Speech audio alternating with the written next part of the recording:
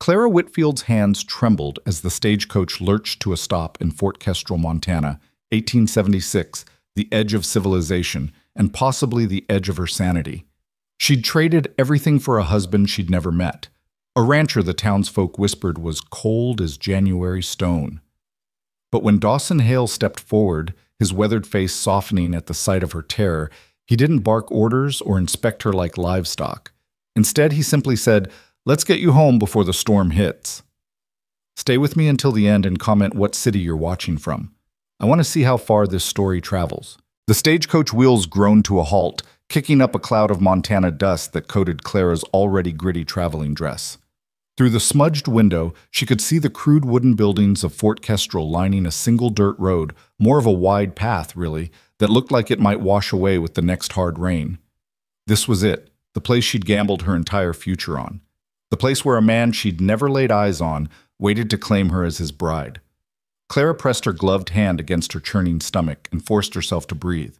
The corseted bodice she'd worn for 3 days straight felt like an iron cage, and the August heat pressing through the coach's thin walls made her dizzy. Or maybe that was just terror. "Fort Kestrel," the driver shouted, his voice rough from days of trail dust. "Last stop, folks. If this ain't where you're meant to be, you sure as hell better speak up now." Clara wasn't entirely certain this was where she was meant to be, but she had nowhere else to go. Philadelphia was a month and 1,000 miles behind her. Her father's debts, his death, her stepmother's cold insistence that Clara was now a burden the household couldn't afford, all of that was sealed away like a tomb she'd never reopen. The mail-order bride arrangement had seemed like Providence when she'd first read the advertisement in the Philadelphia Ledger. "Widowed rancher seeks respectable woman for marriage. Must be of sound character and willing to embrace frontier life. Montana Territory. Reply to Dawson Hale, Fort Kestrel." It had been simple. Painfully. Almost insultingly simple. No flowery language about love or companionship. Just a transaction spelled out in ink and desperation. Claire had written back that same evening. Within 2 weeks, she'd received his reply. A short letter, carefully penned, agreeing to the arrangement and enclosing travel funds. He'd written almost nothing about himself, except that he owned a cattle ranch called Hale's Glen, that he was 34 years old, and that he expected her to arrive by late summer. She'd tried to convince herself it was romantic in a strange, frontier sort of way. But then the whispers started. Her boarding house neighbor in Omaha, where Clara had stopped to rest during her journey west, had paled when Clara mentioned Fort Kestrel. "You're not going to marry Dawson Hale, are you?" the woman had asked, her eyes going wide. "Yes," Clara had answered, her stomach already sinking. "Why? Do you know him?" "I know of him. My cousin used to freight supplies out that way. Said Hale's a hard man, cold. Lost his first wife in childbirth and never quite came back from it. Works his ranch hands near to death and barely speaks a word to anyone. Some say he's cruel. Others just say he's empty." Clara hadn't slept that night. She'd lain awake in the narrow boarding house bed, staring at the water-stained ceiling and wondering if she was traveling toward marriage or toward a slow, isolated death. But what choice did she have? Her stepmother had made it clear. There was no room for Clara in Philadelphia, not unless she wanted to end up in a factory or worse. At least in Montana, Clara would have a roof over her head. At least she'd be someone's wife, even if that someone was a cruel, empty man who saw her as nothing more than a replacement for what he'd lost. The stagecoach door swung open, and the driver's weathered face appeared. "Miss Whitfield, this is your stop, ma'am." Clara's heart hammered so hard she was certain everyone within 10 feet could hear it. She smoothed her traveling dress, a faded blue cotton that had once been her Sunday best, and reached for the small carpet bag that held everything she owned in this world: 2 extra dresses, undergarments, a Bible her mother had given her before she died, and a single daguerreotype of her parents on their wedding day. "Thank you," she managed, her voice barely above a whisper. The driver helped her down, his grip firm but perfunctory. The moment her boots touched Montana soil, Clara felt the full weight of what she'd done. There was no turning back now, even if she wanted to flee. She had exactly 73 cents to her name and no means of getting anywhere. The street, if you could call it that, was nearly empty in the late afternoon heat. A few rough-looking men loitered outside what appeared to be a saloon, their eyes tracking her with an interest that made her skin crawl. A woman in a faded calico dress swept the boardwalk in front of a general store, pausing to stare at Clara with open curiosity. "Your trunk's on top," the driver said, already climbing back up to the luggage rack. "Where do you want it?" Clara opened her mouth to answer, but before she could speak, a deep voice cut through the dusty air. "I'll take it." She turned, and there he was. Dawson Hale was tall, taller than Clara had imagined, with broad shoulders that strained the fabric of his work shirt. His face was tanned and weathered, carved with lines that spoke of years under the brutal Montana sun. Dark hair, streaked with premature gray at the temples, curled slightly beneath the brim of his worn hat. His eyes, when they met hers, were the color of storm clouds, gray-blue and utterly unreadable. For a long moment, they simply stared at each other. This was him. This was the man she'd promised to marry. The man who might be cruel, might be empty, might be everything the whispers had warned her about. But as Clara searched his face for signs of the harshness she'd been told to expect, she found herself uncertain.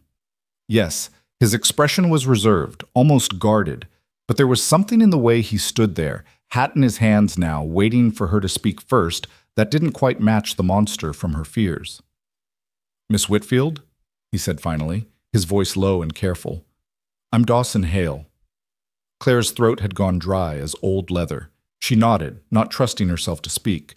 He shifted his weight, clearly uncomfortable. "Your journey? Was it tolerable?" "Yes," Clara managed, though it was a lie. The journey had been grueling, terrifying, and lonelier than she'd thought possible. "Thank you for asking." Dawson nodded once, then turned to the stagecoach driver, who had wrestled Clara's battered trunk to the edge of the luggage rack. "I've got it from here, Mac." "You sure, Hale? This thing's heavier than it looks." "I'm sure." Without visible effort, Dawson lifted Clara's trunk, which contained her entire life packed into wood and brass hinges, and settled it on his shoulder. He didn't grunt, didn't strain, just bore the weight as if it were nothing at all. "My wagon's just there," he said, gesturing with his free hand toward a sturdy-looking buckboard hitched to 2 horses. "We should get moving. There's weather coming." Clara glanced at the sky. It was still bright blue, dotted with only a few harmless-looking clouds. "Weather?" "Storm," Dawson said shortly. He was already walking toward the wagon, her trunk balanced on his shoulder. "You learn to read the signs out here. We've got maybe 2 hours before it hits." Clara hurried after him, her skirts kicking up little puffs of dust. The men outside the saloon were definitely staring now, their conversation dying away as she passed. She caught a few muttered words, Hale's bride, and pretty little thing, and something else she was glad she couldn't quite make out. Dawson loaded her trunk into the wagon bed with surprising care, securing it with rope so it wouldn't shift during the ride. Then he turned to Clara, and for the first time she saw something flicker across his face. Uncertainty, maybe, or concern. "It's about an hour's ride to the ranch," he said. "The road's rough in places. If you need to stop for any reason, you just say so." Clara nodded, struck by the gentleness in his tone. This wasn't how a cruel man spoke. Was it?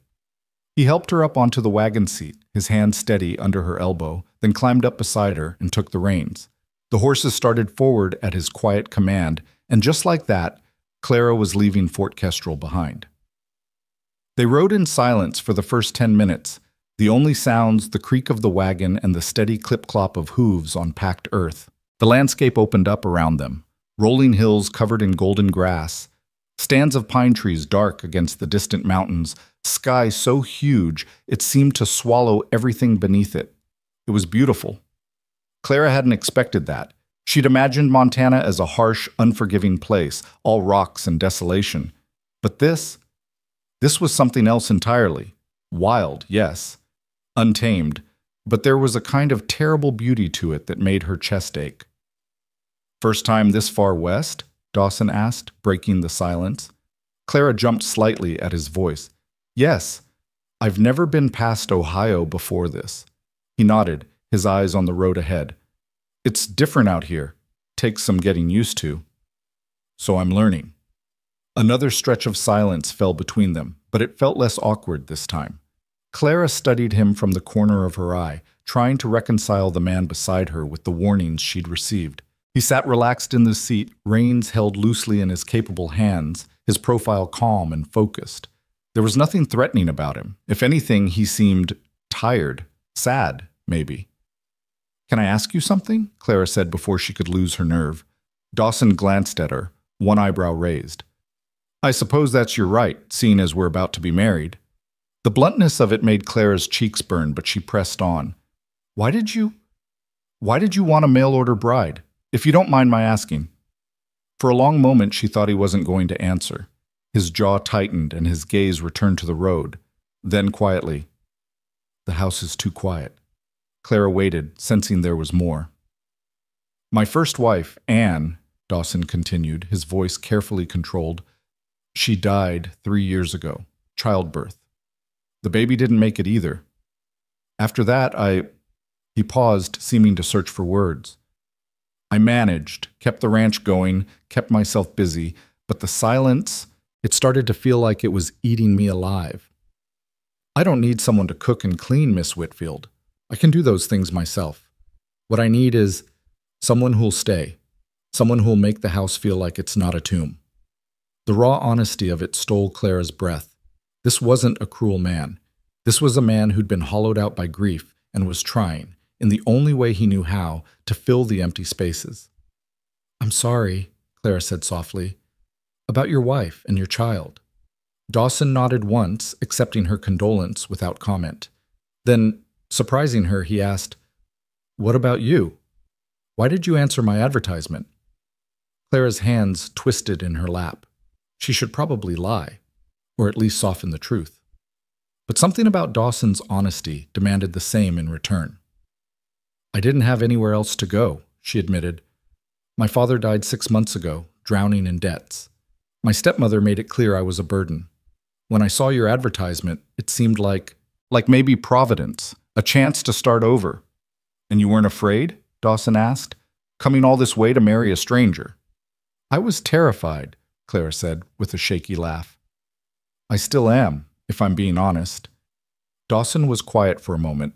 Then, "I won't hurt you, Miss Whitfield. I want you to know that. Whatever you might have heard about me in town, and I'm guessing you heard something given how pale you went when you first saw me, I'm not a cruel man. I'm just not good at this, at talking, at being around people. But I won't hurt you." The sincerity in his voice made Clara's eyes sting with unexpected tears. "Thank you," she whispered. "That means more than you know." They rode on, the silence between them now comfortable, almost companionable. The sun had started its descent toward the western mountains, painting the grasslands in shades of amber and gold. And true to Dawson's prediction, dark clouds were beginning to gather on the northern horizon, moving faster than Clara would have thought possible. "That's a storm," Dawson said, nodding toward the clouds. "We'll beat it home, but not by much." "Is your ranch very far?" "Just over that rise." He pointed toward a gentle hill crowned with pine trees. "Hale's Glen. It's not fancy, but it's solid. Good grazing land, fresh water from the creek. I built it up from nothing over the past 10 years. There was pride in his voice, quiet but unmistakable. This land meant something to him. It wasn't just a place to live. It was proof that he'd survived, that he'd built something lasting in this harsh country. As they crested the rise, Clara caught her first glimpse of what would be her new home. Hale's Glen spread across a wide valley, protected on 3 sides by rolling hills thick with pine. A creek glittered in the late afternoon sun, winding through pastures where cattle grazed peacefully. The ranch house itself was larger than Clara had expected, a solid timber structure with a covered porch running along the front, real glass windows, and a stone chimney rising from one end. Nearby stood a barn, corrals, and several smaller outbuildings, all well maintained and sturdy. It was beautiful. Remote, yes. Isolated, certainly, but beautiful in a way that made Clara's breath catch. "That's home," Dawson said simply. Then, with a glance at her face, "What do you think?" "It's lovely," Clara said honestly, "much more than I expected." Something that might have been relief flickered across Dawson's features. "Good. I'm glad. As they descended into the valley, the wind picked up, carrying the scent of rain and pine. The clouds were moving faster now, dark and heavy with the promise of a storm. Dawson urged the horses to a quicker pace, and they rolled into the ranch yard just as the first fat raindrops began to fall. "Go on inside," Dawson said, jumping down from the wagon and reaching up to help Clara down. "Front door's unlocked. I need to get the horses settled and your trunk under cover." "I can help," Clara started, but Dawson shook his head. "You've been traveling for days. Go inside, get warm. There's a stove in the kitchen if you want to start a fire. I'll be in shortly." Clara wanted to argue, to prove that she wasn't some delicate creature who couldn't handle a little rain, but the exhaustion of her journey was catching up with her fast. She nodded and hurried toward the house as the rain began to fall in earnest. The front door opened easily under her hand, and Clara stepped into what would be her new home. The interior was dim after the bright afternoon outside, but as her eyes adjusted, Clara found herself standing in a spacious main room. A stone fireplace dominated one wall, its mantel bare of decoration. Simple furniture, a sofa, 2 chairs, a sturdy table, filled the space, everything clean but austere. No curtains on the windows, no rugs on the plank floor, no personal touches anywhere. It was exactly what Dawson had described, a house, not a home. Clara moved deeper into the room, her wet skirts leaving damp footprints on the floor. To her left, an open doorway led to what appeared to be a kitchen. To her right, a narrow staircase climbed to the second floor. Everything was well built and functional, but there was a coldness to it, an emptiness that had nothing to do with temperature. This was what 3 years of grief looked like. A man living but not really alive, maintaining but not thriving, surviving but not healing. Thunder rumbled outside, and rain began to hammer against the roof. Clara moved to the kitchen, found matches on a shelf, and set about starting a fire in the cast-iron stove. The familiar task steadied her nerves. By the time Dawson came inside, dripping wet and carrying her trunk on his shoulder, the kitchen had started to warm, and Clara had found the coffee pot. "You didn't need to do that," Dawson said, setting her trunk down near the stairs. Water dripped from his hair, running in rivulets down his face. "I wanted to help," Clara said. "And you're soaked. You should change before you catch cold." Dawson looked down at himself as if just noticing his drenched state. "I suppose you're right." He hesitated, then said, "I'll show you your room first. Get you settled." "Your room, not our room." Clara felt a wave of relief so intense it nearly buckled her knees. Whatever else Dawson Hale might be, he wasn't going to force himself on her. Not tonight. Maybe not ever, if she didn't want it. He lifted her trunk again and headed for the stairs. Clara followed, her exhaustion making each step feel like climbing a mountain. The second floor consisted of a narrow hallway with 3 doors. Dawson stopped at the first one. This was going to be the nursery," he said quietly. "But I never finished it. It's empty now. The room at the end of the hall is mine. This middle one," he pushed open the door, "is yours, for now. For as long as you need it." The room was small but clean, with a real bed, a wardrobe, a washstand, and a window overlooking the valley. Like the rest of the house, it was bare of any personal touches, but the bed had clean sheets, and someone, Dawson, Clara realized, had placed a vase of wildflowers on the windowsill. That single gesture, so small and thoughtful, made Clara's throat tighten with emotion. "It's perfect," she said. "Thank you." Dawson set her trunk at the foot of the bed, then stood there awkwardly, water still dripping from his clothes. "There's water in the pitcher if you want to wash up. Clean towels in the wardrobe. I'll leave you to rest." But he was backing toward the door when Clara found her voice. "Dawson?" He stopped, turning back. "Yes?" "The flowers," Clara said, gesturing to the windowsill. "Did you pick them?" A flush crept up his neck, visible even in the dim light. I wanted the room to feel welcoming. Anne always said a house needs flowers to feel like a home." Clara's heart clenched. Here was this gruff, grieving man trying so hard to make her feel wanted, to make this house feel like something more than a silent tomb. How could anyone think him cruel? "They're beautiful," Clara said softly. "Thank you." Dawson nodded once, then retreated, pulling the door shut behind him with a quiet click. Alone for the first time in days, Clara sank onto the edge of the bed and let out a long, shaky breath. Outside, the storm raged, wind howling around the corners of the house and rain hammering the roof like a drumbeat. But inside, in this small room with its wildflowers and clean sheets, Clara felt something she hadn't felt in months. Safe. She didn't know what the future held. Didn't know if she and Dawson would ever truly be husband and wife in more than name. Didn't know if she could make a life here in this vast, lonely country. But for the first time since she'd stepped onto that stagecoach in Philadelphia, Clara thought maybe, just maybe, she hadn't made a terrible mistake after all. Maybe Providence had led her here for a reason. Maybe this quiet, grieving man with his empty house and his wildflowers was exactly where she was supposed to be. The storm raged on through the night, but Clara barely heard it. Exhausted beyond measure, she changed into her nightgown, crawled beneath the clean quilts, and fell into the deepest sleep she'd had in months. When she woke the next morning to pale sunlight streaming through her window and the smell of coffee drifting up from the kitchen, Clara Whitfield knew one thing for certain. Her new life had begun, and whatever came next, she would face it with courage. Even if that courage sometimes looked a lot like desperate hope. But hope, Clara was learning, was its own kind of strength. And in this wild Montana country, with a man who spoke softly and picked wildflowers for a stranger's room, hope might just be enough.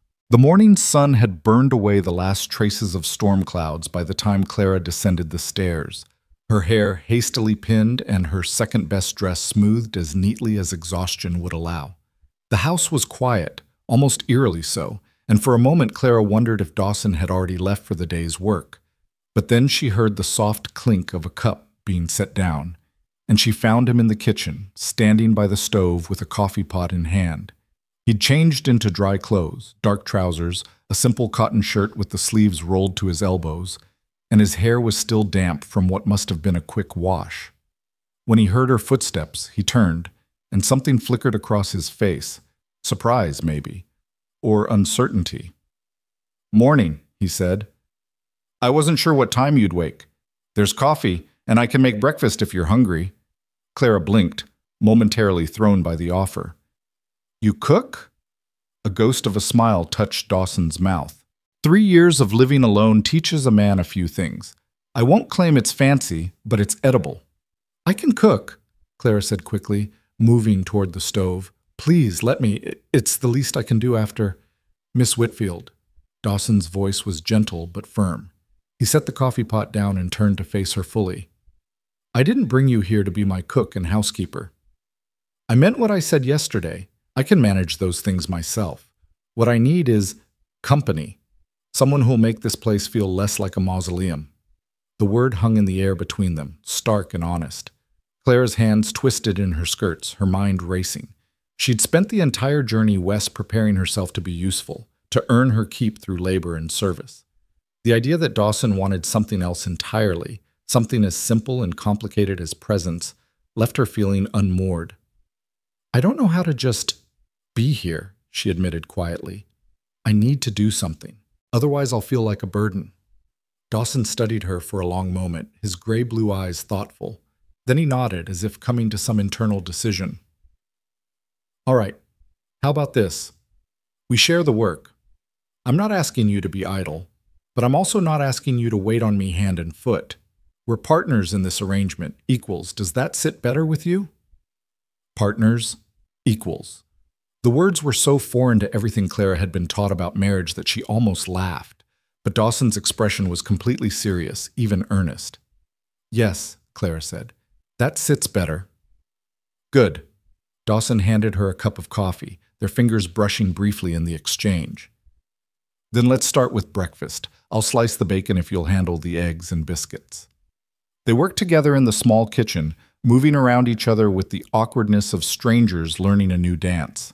Clara found the flour and lard, mixed biscuit dough with practiced efficiency, and set them to bake while Dawson fried bacon in a cast-iron skillet. The domestic normalcy of it was surreal. Here she was, in the Montana wilderness, making breakfast with a man she'd known for less than 12 hours, a man she was supposed to marry.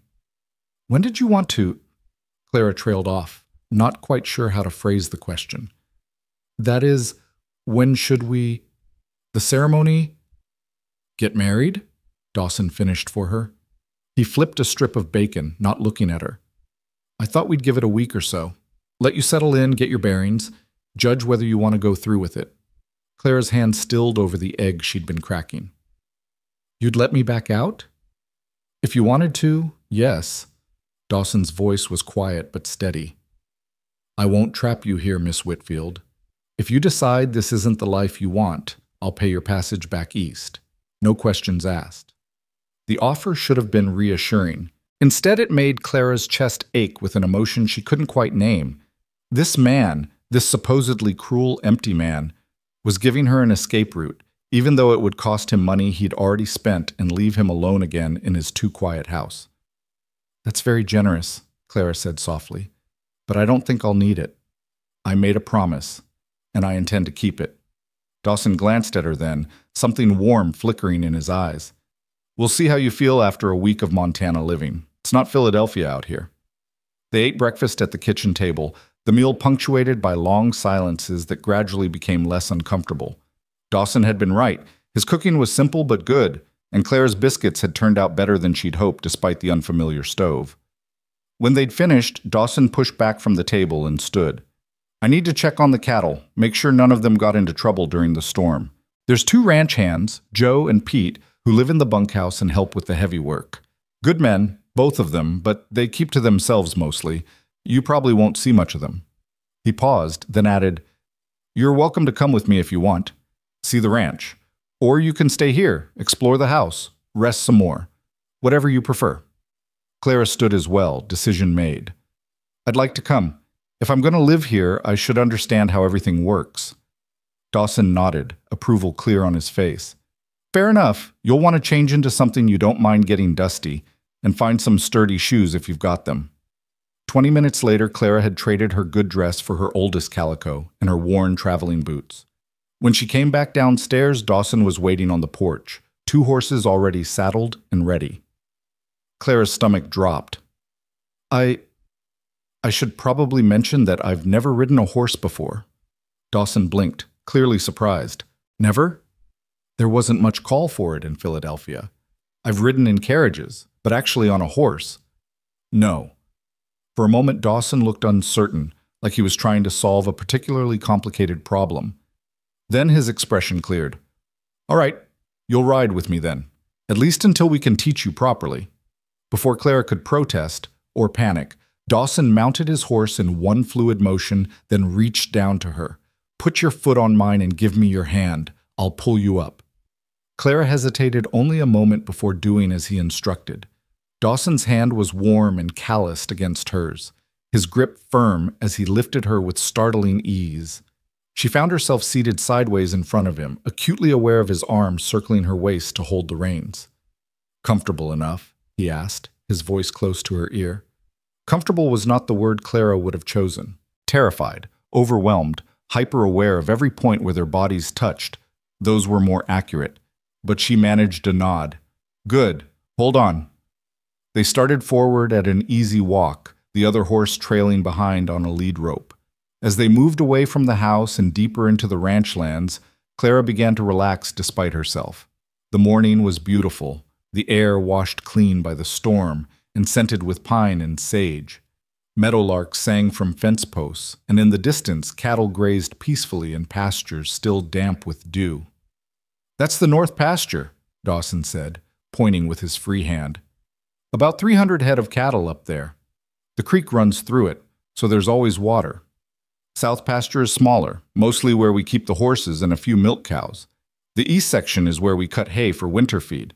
He spoke with quiet pride, describing fence lines and grazing rotation, water rights, and winter preparations.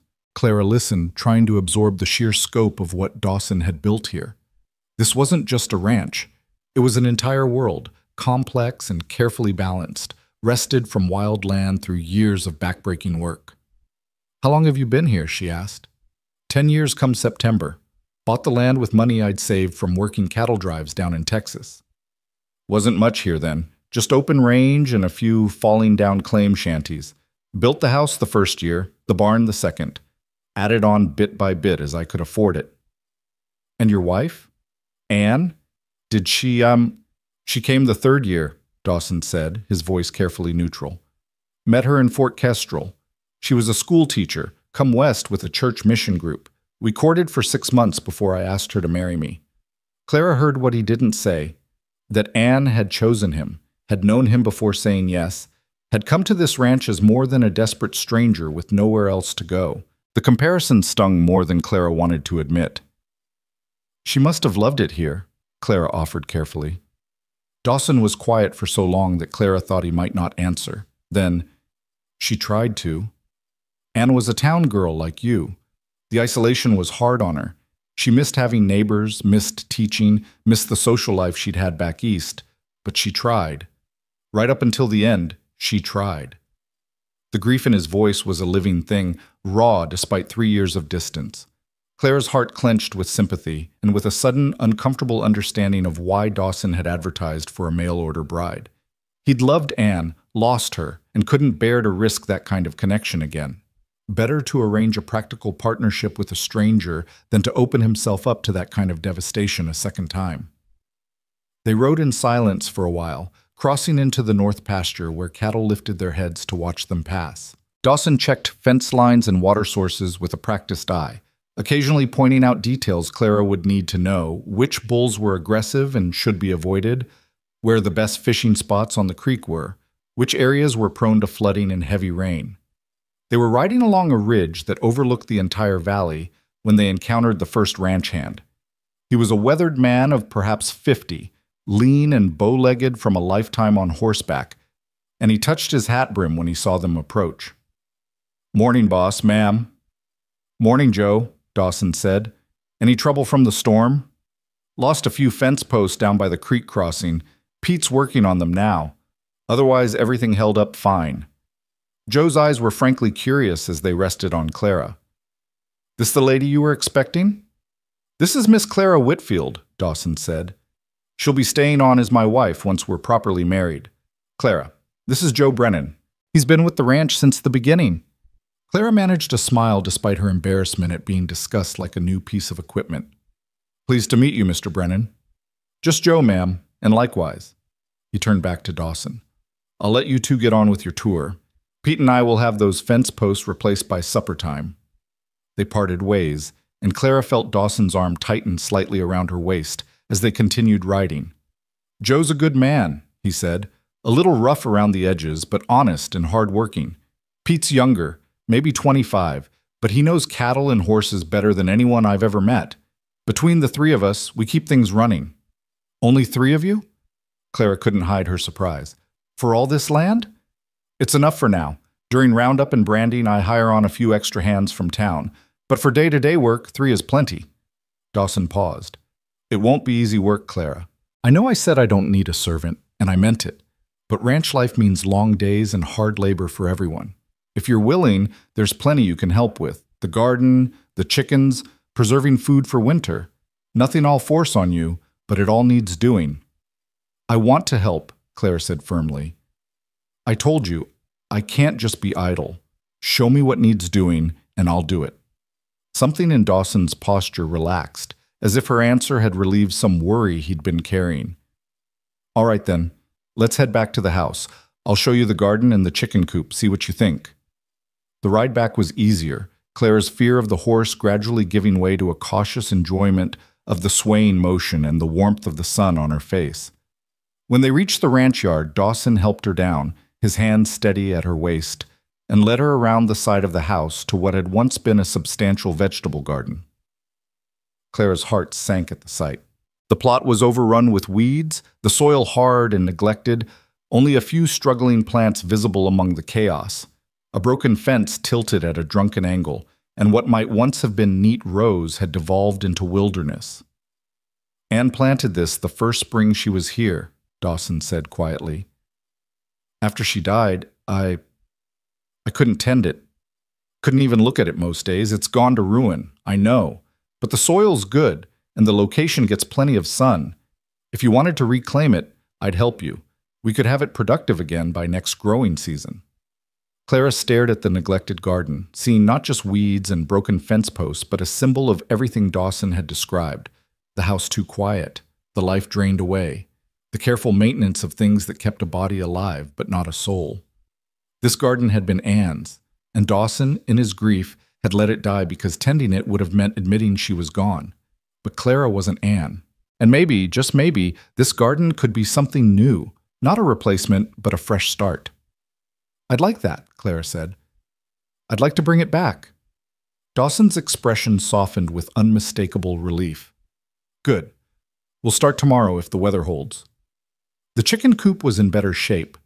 Dawson admitted he'd maintained it out of necessity, needing the eggs. But it was clear he'd done only the bare minimum. The hens were healthy but skittish, and the coop itself needed fresh straw and a good cleaning. "I can handle this," Clara said, already mentally cataloging what would be needed. "If you can show me where you keep the feed and supplies." They spent the rest of the morning with Dawson giving Clara a thorough tour of the outbuildings and storage areas, showing her where everything was kept and explaining the daily routines that kept the ranch functioning. By the time they returned to the house for the midday meal, Claire's head was swimming with information, but she felt more settled than she had since leaving Philadelphia. This was real. This was a life she could build, piece by piece, row by row, in a reclaimed garden. Over the next week, Clara threw herself into learning the rhythms of Hale's Glen. She rose with the sun, helped Dawson with breakfast, then spent her days tackling the chicken coop, beginning the slow process of clearing the garden, and familiarizing herself with the house itself. In the evenings, after the work was done and supper cleared away, she and Dawson would sit on the porch, watching the sun paint the mountains gold and pink. Those evening conversations became the foundation of something Clara hadn't expected: friendship. Dawson, she discovered, was not naturally talkative, but when he did speak, it was worth listening to. He told her about the land, about the cattle, about the harsh Montana winters and the brief blazing summers. He spoke carefully of Anne, sharing small memories that helped Clara understand the woman who'd lived here before her. And slowly, hesitantly, he began to ask Clara about her own life, about Philadelphia, about her parents, about the circumstances that had driven her west. "My father was a good man," Clara said one evening, her voice soft in the gathering dusk. "But he was terrible with money. He invested in a shipping venture that failed, then tried to recoup the losses with a series of increasingly desperate business schemes. When he died, we found out he'd mortgaged everything, even things that didn't belong to him. My stepmother, his second wife, decided the quickest solution was to marry me off to one of her nephew's friends, a man 3 times my age with a reputation for cruelty to his servants." Dawson's hands tightened on the porch railing. "So you ran." "So I found your advertisement and chose a different unknown," Clara said. "At least here, I'm choosing my own fate." "And is it what you expected?" Dawson asked. "This life?" Clara considered the question seriously. Was it what she'd expected? No, she'd expected harshness, cruelty, a cold transaction. What she'd found instead was a lonely man trying to heal, a beautiful valley that felt like the edge of the world, and work that left her exhausted but strangely satisfied. "It's better," she said finally. "Different, but better." Dawson turned to look at her, his expression unreadable in the fading light. "I'm glad. I worried I'd be disappointing you, that the reality wouldn't match whatever you'd imagined." "I think we both worried about that," Clara admitted. "I was terrified you'd be the monster the rumors suggested." "What rumors?" Dawson's voice had gone carefully neutral. Clara hesitated, then decided honesty was better than evasion. "In Omaha, a woman told me you were cold, cruel, that you worked your hands near to death and never spoke to anyone. She said losing your wife had emptied you out." Dawson was quiet for a long moment. When he spoke, his voice was rough. "The cold part's probably true enough, and I won't deny I kept to myself after Anne died. But cruel? No. Never that." "I know," Clara said softly. "I knew it the moment you picked wildflowers for my room." Something passed between them then, a wordless understanding that felt like the tentative beginning of trust. They sat together as full darkness fell, listening to the night sounds of the ranch, cattle lowing in the distance, crickets singing in the grass, the soft hoot of an owl somewhere in the pines. Clara? Dawson's use of her first name sent a small thrill through her. He'd been calling her Miss Whitfield all week. I was thinking, if you're still willing, we could go into Fort Kestrel on Saturday. See the preacher. Make it official. But only if you're ready. There's no rush. Clara's heart hammered against her ribs. This was it. The moment of commitment. The point of no return. She could still back out. Could take Dawson up on his offer to send her back east. But as she sat there in the darkness beside this quiet man who'd been nothing but gentle and patient with her, Clara realized she didn't want to leave. I'm ready, she said. Saturday is fine. She felt rather than saw Dawson's nod. All right then, Saturday it is. The days leading up to their wedding passed in a blur of nervous energy and hard work. Clara attacked the garden with renewed determination, clearing weeds and turning soil until her hands blistered despite the gloves Dawson insisted she wear. The chicken coop gleamed with fresh straw and new nesting boxes Dawson built in his spare time. The house itself began to show signs of habitation, curtains Clara sewed from fabric. Dawson brought back from town a tablecloth embroidered with simple flowers, a rug placed near the hearth to soften the bare floors. Small changes, but significant ones. The house was beginning to breathe again. On Friday evening, Clara was in the kitchen kneading bread dough when Dawson came in from the barn, his expression troubled. Everything all right? Clara asked, wiping flour from her hands. Joe brought news from town, Dawson said, removing his hat and running a hand through his hair. Seems Silas Marbury's been asking questions about the ranch, about me, about you. Who's Silas Marbury? The banker in Fort Kestrel. He's been after me to sell the North Pasture for the better part of 2 years now. Says the railroad wants to run a spur line through it, and he can broker a deal that'll make everyone rich. Dawson's jaw tightened. I told him no. That land has the best grazing and the most reliable water. Selling it would cripple the ranch. Clara felt a chill of unease.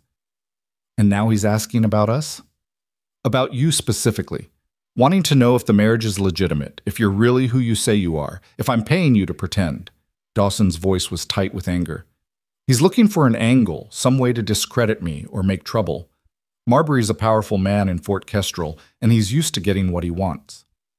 Can he actually cause problems for us? Clara asked. He can try. And he's got connections. Territorial judge is his cousin. Half the town businesses owe him money. If he wanted to make our lives difficult, he could. Dawson met her eyes. I'm sorry, Clara. I didn't think about how my refusal to sell might affect you. If you want to wait on the wedding, I'd understand. No. Clara's voice was firm. We're not letting some greedy banker dictate our lives. If anything, this makes me more determined to go through with it. I won't let him think he can intimidate us. Dawson's expression softened with what looked like pride. You're sure? I'm sure. Tomorrow we get married, and Mr. Marbury can choke on his railroad spur line. Despite her brave words, Clara barely slept that night. She lay in her small room listening to the house settle, her mind racing through everything that could go wrong. What if Dawson regretted this? What if she couldn't adapt to ranch life? What if Silas Marbury found a way to destroy everything they were trying to build? But when morning came and Clara descended the stairs to find Dawson already up, freshly shaved and wearing what was clearly his best shirt, her doubts quieted. This was right. It might be unconventional, might be born of loneliness and desperation rather than romance, but it was right. They rode to Fort Kestrel side by side, Clara on the gentler of the two horses, under Dawson's patient instruction. She'd spent the past week learning to ride, and while she was far from confident, she could at least stay in the saddle at a walk. The town was busier than it had been when Clara first arrived, the single main street crowded with wagons and horses. Curious eyes tracked their progress as Dawson led them to a small white church at the far end of the town. Reverend Michaels was a kind-faced man in his 60s who greeted them warmly and asked no uncomfortable questions. His wife served as witness, and the ceremony itself was brief and simple. Clara repeated her vows in a voice that shook only slightly, and Dawson's voice was steady and sure as he promised to honor and protect her. When the Reverend pronounced them husband and wife, Dawson leaned in and pressed a chaste kiss to Clara's forehead, gentle, respectful, nothing that would frighten her. But his hand found hers and squeezed, a silent acknowledgement of the commitment they'd just made. They were leaving the church when a voice called out behind them. Hale? A word, if you don't mind.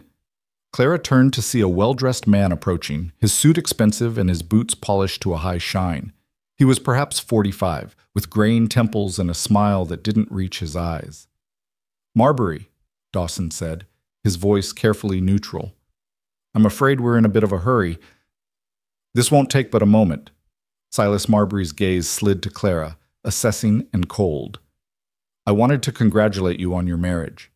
And to meet your bride, of course. Mrs. Hale, is it now? It is, Clara said, lifting her chin despite the knot of fear in her stomach. Pleased to meet you, Mr. Marbury? The pleasure is mine, I assure you. Marbury's smile widened, showing too many teeth. It's quite romantic, isn't it? A mail-order bride traveling all this way to marry a man she's never met. One does wonder what desperate circumstances would drive a woman to such lengths. The insult was thinly veiled, and Clara felt Dawson tense beside her. But before he could respond, Clara stepped forward. The same circumstances that drive anyone to seek a better life, Mr. Marbury. Courage, hope, and a willingness to work for what I want. You might try it sometime. For a moment, genuine surprise flickered across Marbury's face. Then his expression hardened. Charming. Hale, when you tire of playing house, my offer still stands. The railroad is coming whether you like it or not. You can either profit from it or be crushed by it. Then I suppose I'll be crushed, Dawson said quietly, because that land's not for sale. Not to you, not to the railroad, not to anyone. Marbury's eyes went cold as winter stone. We'll see about that. He tipped his hat in a mockery of politeness. Good day, Mrs. Hale. I suspect we'll be seeing quite a bit of each other in the coming months. He walked away, leaving a trail of unease in his wake. I'm sorry, Dawson said as they mounted their horses. That's exactly the kind of scene I'd hoped to avoid on your wedding day. Don't apologize, Clara said. You did nothing wrong, and neither did I. That man is a bully, and bullies need to be stood up to. Dawson looked at her with open admiration. You handled him better than I ever have. He's used to people backing down. Then it's past time someone didn't. Clara gathered her reins, surprised by her own boldness. A week ago, she would have been terrified to speak that way to a powerful man. But something about this place, about Dawson's quiet strength and the life they were building together, was changing her, making her braver. They rode home through the golden afternoon, and when they crested the final hill and saw Hale's Glen spread out below them, Clara felt a fierce surge of possession. This was hers now. Her home, her land, her life. And she'd be damned if she let Silas Marbury or anyone else take it away. That night, after a quiet wedding supper and evening chores, Clara and Dawson stood together on the porch, watching the stars emerge. Are you happy? Dawson asked suddenly. With how things turned out? Clara considered the question. Was she happy? It was too soon to say, but she was content and more hopeful than she'd been in months, and that was enough for now. I am, she said. Are you? Yes, Dawson said simply. Then, after a pause, your room is still yours, Clara. I won't ask you to. He trailed off, clearly struggling with the words. Clara felt her face heat. I appreciate that, but we are married now. And perhaps in time, Dawson agreed, relief evident in his voice. There's no rush. We'll figure it out as we go. They stood together in comfortable silence, bound now by law and by a growing respect that might someday become something deeper. The future stretched ahead of them, uncertain but full of possibility. And as Clara finally bid Dawson good night and climbed the stairs to her own room, her room in her house with her husband waiting patiently below, she felt a sense of rightness settle over her like a warm blanket. She'd come to Montana as a frightened girl with nowhere else to go, but she was becoming something different here, a woman with purpose, with a home to defend, with a partner who saw her as an equal. It was more than she'd ever dared hope for. And it was only the beginning. The weeks after the wedding settled into a rhythm that felt almost like peace. Clara rose each morning before dawn to tend the chickens and start breakfast while Dawson handled the early barn chores. They'd eat together as the sun climbed over the eastern hills, their conversations growing easier with each passing day. Then Dawson would ride out to check the cattle or mend fences, and Clara would lose herself in the endless work of bringing the ranch back to life. The garden became her obsession. Every morning after Dawson left, she'd pull on her oldest dress and the leather gloves he'd bought her in town, and she'd attack the neglected plot with determination that bordered on fury. Each weed she yanked from the soil felt like a small victory. Each row she cleared a reclamation of something that had been lost. By mid-September, the garden showed the first real signs of recovery. Neat rows marked with stakes and string, soil turned and amended with manure from the barn, a small victory over the wilderness that had tried to swallow it whole. Dawson would come find her there in the evenings, his shadow falling long across the worked earth as he surveyed her progress. He never criticized, never suggested she was doing it wrong. Instead, he'd roll up his sleeves and help her finish whatever row she was working on, the two of them laboring side by side in comfortable silence until the fading light drove them inside. Those quiet moments of shared work were when Clara felt the distance between them shrinking. Not dramatically, not with any grand declarations, but in small increments that accumulated like coins in a jar. The way Dawson would steady her elbow when she climbed down from the wagon, the way Clara learned to read his moods in the set of his shoulders and the line of his jaw. The way they'd started sitting closer together on the porch in the evenings, until the space between them was barely a hand's width. It was during one of those evenings, when autumn had begun to paint the aspens gold and the air carried a hint of the winter to come, that Clara first felt the flutter low in her belly that made her breath catch. She'd missed her monthly courses. Once could have been stress or the rigors of travel and adjustment. But twice? That was something else entirely. Clara pressed a hand to her stomach, her heart hammering as she did the calculations. 6 weeks since the wedding, 7 weeks since she'd arrived at Hales Glen. It was possible, more than possible. "You all right?" Dawson's voice broke through her thoughts. He was watching her with concern, a cup of coffee halfway to his lips. "You've gone pale." "I'm fine," Clara said quickly, dropping her hand. "Just tired, I think. It's been a long day." It wasn't a lie exactly. She was tired, bone-deep exhausted in a way that felt different from the satisfying weariness of hard work. But she couldn't tell Dawson about her suspicions. Not yet. Not until she was certain, and not until she figured out how she felt about it herself.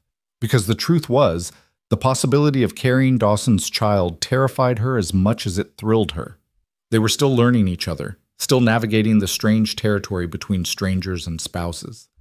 A child would change everything, would bind them together in ways that went far beyond legal documents and shared meals. And there was Anne to consider. Anne, who had died bringing Dawson's child into the world. Anne, whose loss still haunted every corner of this house. Clara excused herself early that night, claiming a headache that wasn't entirely fabricated. As she lay in her bed, still her own bed in her own room, because despite being married, they'd maintained their careful distance, she let her hand rest on her still flat stomach and tried to imagine a future where she swelled with new life, where Dawson's careful reserve cracked open to make room for joy. It was a future she wanted, Clara realized with startling clarity. Wanted with an intensity that frightened her. But wanting and having were two very different things, especially in a place where childbirth could mean death and where the nearest doctor was a hard day's ride away. The next morning, Clara woke to the smell of smoke. Not the pleasant wood smoke of the kitchen stove, but something acrid and wrong. She threw on her wrapper and rushed downstairs to find Dawson already dressed, his face grim as he stared out the kitchen window. "What is it?" Clara asked, her stomach knotting with dread. "Grass fire. On the north ridge, right at the edge of our property line." Dawson's voice was tight with controlled fury. "Joe spotted it when he went out for the early check. It's not natural, Clara. Someone set it deliberately." Clara moved to the window and saw the thin column of smoke rising against the dawn sky. Even from this distance, she could see the orange glow at its base, could imagine the flames eating through the dry autumn grass. "Marbury," she breathed. "Can't prove it," Dawson said, already moving toward the door. "But yes, I'd bet my last dollar he's behind it. That fire's positioned to push toward our north pasture if the wind shifts. It's a warning, or an attempt to drive the cattle off the land, or both." He grabbed his hat from the hook. "I need to get up there with Joe and Pete, try to create a fire break before it spreads. You stay here. Keep watch on the house." "No." Clara's voice was firm. If you need to fight that fire, you need every available hand. Show me what to do. Dawson turned to her, clearly torn between practicality and the desire to keep her safe. Clara, it's dangerous. Everything out here is dangerous, Clara cut him off. Childbirth is dangerous. Winter is dangerous. Life is dangerous, Dawson. Now stop wasting time and tell me what I can do to help save our ranch. Something flickered in Dawson's eyes. Respect, maybe, or the beginning of something deeper. He nodded once, decision made. All right. Get dressed in your heaviest clothes, nothing that'll catch easy. Boots, gloves, a hat to cover your hair. We ride in 5 minutes. Clara had never moved faster in her life. She threw on her oldest dress, layered a heavy shawl over it, wrapped a scarf around her head, and was back downstairs before Dawson had finished loading supplies onto the wagon. They rode out together into the smoke-tinged dawn, Clara clinging to the wagon seat as Dawson pushed the horses to a pace that made her teeth rattle. The fire was worse up close. What had looked like a small blaze from the house revealed itself as a line of flames, perhaps 200 yards long, creeping steadily through the dry grass toward the fence line that marked Dawson's property. Joe and Pete were already there, frantically digging a fire break with shovels, their faces streaked with soot and sweat despite the morning chill. It jumped the creek about 20 minutes ago, Joe shouted over the crackle of flames. We're trying to clear enough grass to stop it, but we need more hands. Dawson jumped down from the wagon and grabbed a shovel, then thrust another into Clara's hands. Dig down to bare dirt, he instructed, his voice urgent. We need a strip at least 6 feet wide with nothing for the fire to catch on. Can you do that? Clara's hands were already closing around the shovel handle. Show me where. They worked like demons as the sun climbed higher and the wind began to pick up. Clara's world narrowed to the patch of ground in front of her, the bite of the shovel into earth, the desperate need to move faster, dig deeper, clear more ground before the flames reached them. Her back screamed in protest. Her hands blistered even through the gloves. Sweat soaked through her clothes despite the autumn temperature. Around her, the men worked with grim efficiency, Dawson setting a pace that seemed impossible to maintain. But they maintained it anyway, because the alternative was watching everything Dawson had built burn to ash. It was Clara who first noticed the change in the wind. Dawson, she screamed, pointing. The wind's shifting. He looked up, saw what she'd seen, and his face went white. The wind that had been blowing the fire away from the main pastures had reversed direction. In minutes, maybe less, those flames would be racing straight toward 300 head of cattle and the creek that was their only water source. We need to move the herd, Dawson shouted. Joe, Pete, mount up. We've got to push them south before they're trapped. What about the fire? Pete yelled back. The fire break will hold or it won't. Right now, those cattle matter more. Dawson turned to Clara, his eyes fierce with urgency. Can you keep digging? Just for another few minutes until we get the cattle moving? Every muscle in Clara's body was screaming for rest. Her hands were raw, her lungs burned with smoke. Exhaustion dragged at her like lead weights. But she nodded. Go, I'll hold the line. Dawson's hand cupped her face for just a moment, his touch achingly gentle despite the urgency of the situation. Be careful. If the fire jumps the break, you run. You hear me? You drop everything and you run. I hear you. Now go. He went, swinging up onto his horse and charging toward the distant herd with Joe and Pete flanking him. Clara turned back to her section of firebreak and dug with renewed desperation, because now she was alone with nothing but a shovel and determination standing between the flames and everything Dawson had spent 10 years building. The fire was close now, close enough that she could feel its heat on her face, could hear the terrible whisper roar of it consuming grass and sage. Embers floated past her on the wind, little orange stars that died on the bare ground she'd created. But there were gaps in the firebreak, places where they hadn't had time to clear properly, and Clara threw herself at those weak points with something close to fury. She was dimly aware of shouting in the distance, the thunder of hooves as the men drove the cattle south. But most of her attention was fixed on the advancing flames, on the desperate question of whether her firebreak would be enough. The fire reached her cleared line and paused, as if testing this barrier of bare earth. For a moment, Clara dared to hope. Then an ember landed on a patch of grass they'd missed, caught, and flared to life behind the line. Clara didn't think.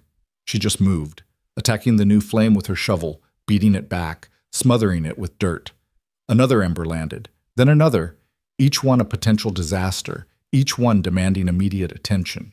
She was fighting the third spot fire when she heard hoofbeats behind her. "Clara!" Dawson's voice, raw with fear and something else. "Clara, get back!" She turned to find him racing toward her, his horse lathered with sweat. Behind him, a wall of flame at least 10 feet high was bearing down on her position, driven by wind that had turned from breeze to gale. Clara ran. She dropped the shovel and ran, her exhausted legs stumbling over the uneven ground. Behind her, she could hear the fire roaring like a living thing, could feel its heat reaching for her with greedy fingers. Dawson was off his horse before it fully stopped, grabbing Clara around the waist and hauling her up behind him. "Hold on!" he shouted, and kicked the horse into a gallop that nearly threw Clara from the saddle. She wrapped her arms around Dawson's waist and pressed her face against his back, feeling the powerful surge of the horse beneath them as they raced away from the inferno. They didn't stop until they reached the southern pasture where Joe and Pete had successfully driven the cattle. Only then did Dawson slow, his chest heaving with exertion and fear. He dismounted and reached up for Clara, his hands shaking as he lifted her down. "Don't ever," he said, his voice hoarse, "don't ever scare me like that again." Clara wanted to apologize, wanted to explain that she'd only been trying to help, but before she could speak, Dawson pulled her into his arms and held her with a fierceness that stole her breath. She could feel his heart hammering against her cheek, could feel the tremor in his hands as they pressed against her back. "I thought I was going to lose you," he said into her hair. "I thought I was going to watch you burn and not be able to reach you in time." Clara's arms came up around him, holding just as tightly. "I'm all right. I'm here. We're both all right." They stood like that for a long moment, while around them the cattle milled nervously, and Joe and Pete worked to keep them calm. Finally, Dawson pulled back, his hands moving to cup Clara's face as he studied her with an intensity that made her breath catch. "You're covered in soot," he said, his thumb brushing her cheek, "and your hands are bleeding through your gloves." "So are yours," Clara pointed out. A sound that might have been a laugh escaped Dawson's throat. "Fair point."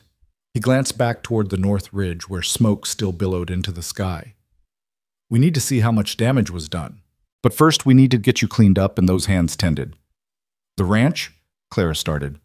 "Can wait another hour," Dawson said firmly. "You're more important." The simple declaration sent warmth flooding through Clara's chest. She was important. Not just useful, not just convenient, but important. To this man, to this life they were building together. They rode back to the house double on Dawson's horse, Clara's arms around his waist, and her cheek resting against his back. The closeness felt different now, charged with something that hadn't been there before.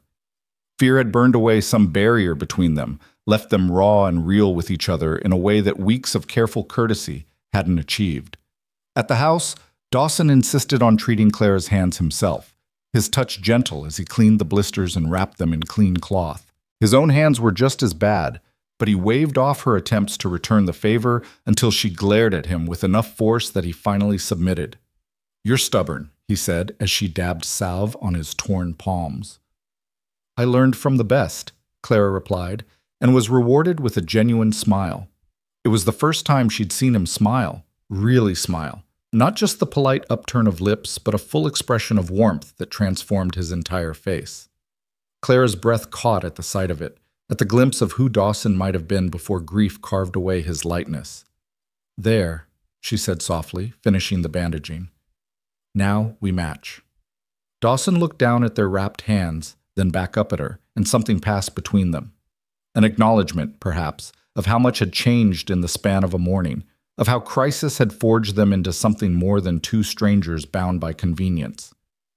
"Clara," Dawson said, his voice low, "I need to tell you something." But before he could continue, Joe came riding hard into the ranch yard, his face grim. "Boss," he called, "you need to see this." The fire had consumed nearly 50 acres of grassland before the firebreak finally held. The north pasture was scarred black, the fence line destroyed, and several of Dawson's best grazing areas reduced to ash and stubble. But the cattle were safe, the main ranch buildings untouched, and no one had been seriously injured. Standing at the edge of the burned ground, staring at the destruction, Clara felt rage building in her chest. This was deliberate. Someone had done this deliberately, had risked lives and livelihoods just to make a point. "We found where it started," Joe said, leading them to a spot near the creek. Someone piled dry brush and doused it with kerosene. Left the can behind, too. Didn't even try to hide it. Dawson picked up the can, his face like stone. "This came from Marbury's store. I recognized the label." "That's not proof he did it," Pete pointed out.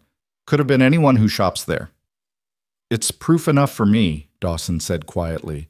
"And it means things are about to get worse." He was right. Over the next 2 weeks, a series of small disasters plagued Hales Glen. Fence posts were cut in the middle of the night, allowing cattle to wander onto neighboring property where they had to be retrieved at considerable effort. The lock on the grain storage was broken, though nothing was actually stolen. Someone drove a wagon through Clara's carefully tended garden, destroying a month's worth of work in a single careless pass. Each incident was minor enough that involving the law seemed excessive. But taken together, they painted a clear picture. Someone wanted Dawson to break, wanted him desperate enough to sell that precious North pasture land. Clara watched Dawson grow quieter and grimmer with each new attack. He doubled the watch on the property, riding out at odd hours to check on things himself. He slept less, ate less, carried the weight of defending what was his like a physical burden. And through it all, Clara felt the secret of her pregnancy growing heavier inside her. She was certain now, the morning sickness, the exhaustion, the subtle changes in her body that no amount of denial could explain away. She was perhaps 10 weeks along, maybe 11. Soon it would start to show, and she'd have to tell Dawson. But how could she add that burden to everything else he was carrying? How could she ask him to face the terror of childbirth again when he was already fighting to save his ranch? The decision was taken out of her hands 3 weeks after the fire, when Clara woke before dawn and barely made it to the chamber pot before her stomach rebelled violently. She was still retching when she heard Dawson's footsteps in the hall, heard his knock on her door. "Clara, are you all right?" She wanted to lie, to send him away. But her body chose that moment to heave again, and there was no hiding what was happening. The door opened. Dawson took one look at her, at the chamber pot, at her pale face and shaking hands, and went very still. "How long?" he asked quietly. Clara wiped her mouth with a trembling hand. "I've suspected for a few weeks. I've been certain for about 10 days. Dawson moved to sit on the edge of her bed, his face unreadable. "Why didn't you tell me?" "Because you have enough to worry about," Clara said, her voice barely above a whisper. "Because I didn't want to add this to everything else. Because I was afraid." "Afraid of what?" Dawson's voice was gentle now, concerned. "Afraid you'd be terrified," Clara admitted. "Afraid you'd see me and think of Anne. Afraid this would be the thing that finally broke you." Dawson was quiet for a long moment. Then he reached out and took Clara's hand, mindful of her healing blisters. "I won't lie to you. The thought of going through childbirth again scares me more than anything else in this world. When Anne died, when I lost both of them, I thought I'd never survive that kind of pain again." Clara's heart clenched, tears stinging her eyes. "But," Dawson continued, his thumb stroking the back of her hand, "this is different. You're different. And maybe that makes me a fool, but I'm choosing to have faith that this time will be different too." He paused, then added softly, "We're going to get through this, Clara, together. I promise you that." The tears spilled over then, running down Clara's cheeks in hot tracks. Dawson pulled her into his arms, holding her while she cried, his hand stroking her hair with infinite tenderness. "We'll get the best doctor," he murmured. "I'll write to Helena myself if I have to, bring back someone who knows what they're doing. We'll have months to prepare to make sure everything's ready. You're not going to die, Clara. I won't allow it." Despite everything, the fear, the uncertainty, the impossible weight of what lay ahead, Clara found herself laughing through her tears at the sheer stubbornness in his voice. As if he could simply forbid death from taking her, as if willpower alone could guarantee a safe delivery. But maybe that was what love looked like in this harsh country. Fierce determination in the face of terrible odds. The refusal to surrender even when surrender seemed inevitable. Love. The word stopped Clara cold. Was that what this was becoming? She cared for Dawson, respected him, felt safe with him. But love? That implied something deeper, something she wasn't sure either of them was ready for. And yet, as she sat there in his arms with dawn breaking outside her window and new life growing inside her, Clara couldn't deny the truth any longer. Somewhere between the day she arrived, terrified and alone, and this moment of shared vulnerability, she'd fallen in love with her quiet, grieving husband. The realization should have terrified her. Instead, it felt like coming home. "Dawson," she said softly, "we need to deal with Marbury, with what he's doing to the ranch, before the baby comes, before things get more complicated. We need to end this." Dawson pulled back to look at her. "What are you suggesting?" "I'm suggesting we stop being defensive and start being smart," Clara said, her mind already working through possibilities. "Marbury's been careful not to leave evidence that would hold up in court, but he's also been arrogant, certain we won't fight back. Maybe it's time we use that arrogance against him." A slow smile spread across Dawson's face, the kind of smile that suggested he was seeing Clara in a new light. "What did you have in mind?" They spent the rest of that morning planning, Clara's nausea forgotten in the urgency of the task ahead. If Marbury wanted that north pasture badly enough to resort to intimidation and destruction, then there must be something about the railroad deal that gave him leverage or profit. Something worth investigating, something that might, if they were clever and lucky, provide exactly the ammunition they needed to stop him permanently. It was Pete who unknowingly provided the key piece of information. He came back from a supply run to Fort Kestrel with gossip from the general store. Marbury had been meeting regularly with railroad executives from back east, men in expensive suits who stayed at the best hotel and threw money around like it was water. The meetings were supposed to be secret, but nothing stayed secret in a small town where everyone knew everyone else's business. "They're planning to run the spur line through your north pasture, all right," Pete said, warming his hands around a cup of coffee at the kitchen table. "But here's the interesting part. Apparently the railroad's willing to pay 3 times what Marbury's been offering you. Word is he's planning to buy it cheap, then turn around and sell it to the railroad at full price, pocketing the difference for himself." Dawson's jaw tightened. "That's That's fraud," Clara interrupted, her mind racing. "Or at the very least, severe misrepresentation.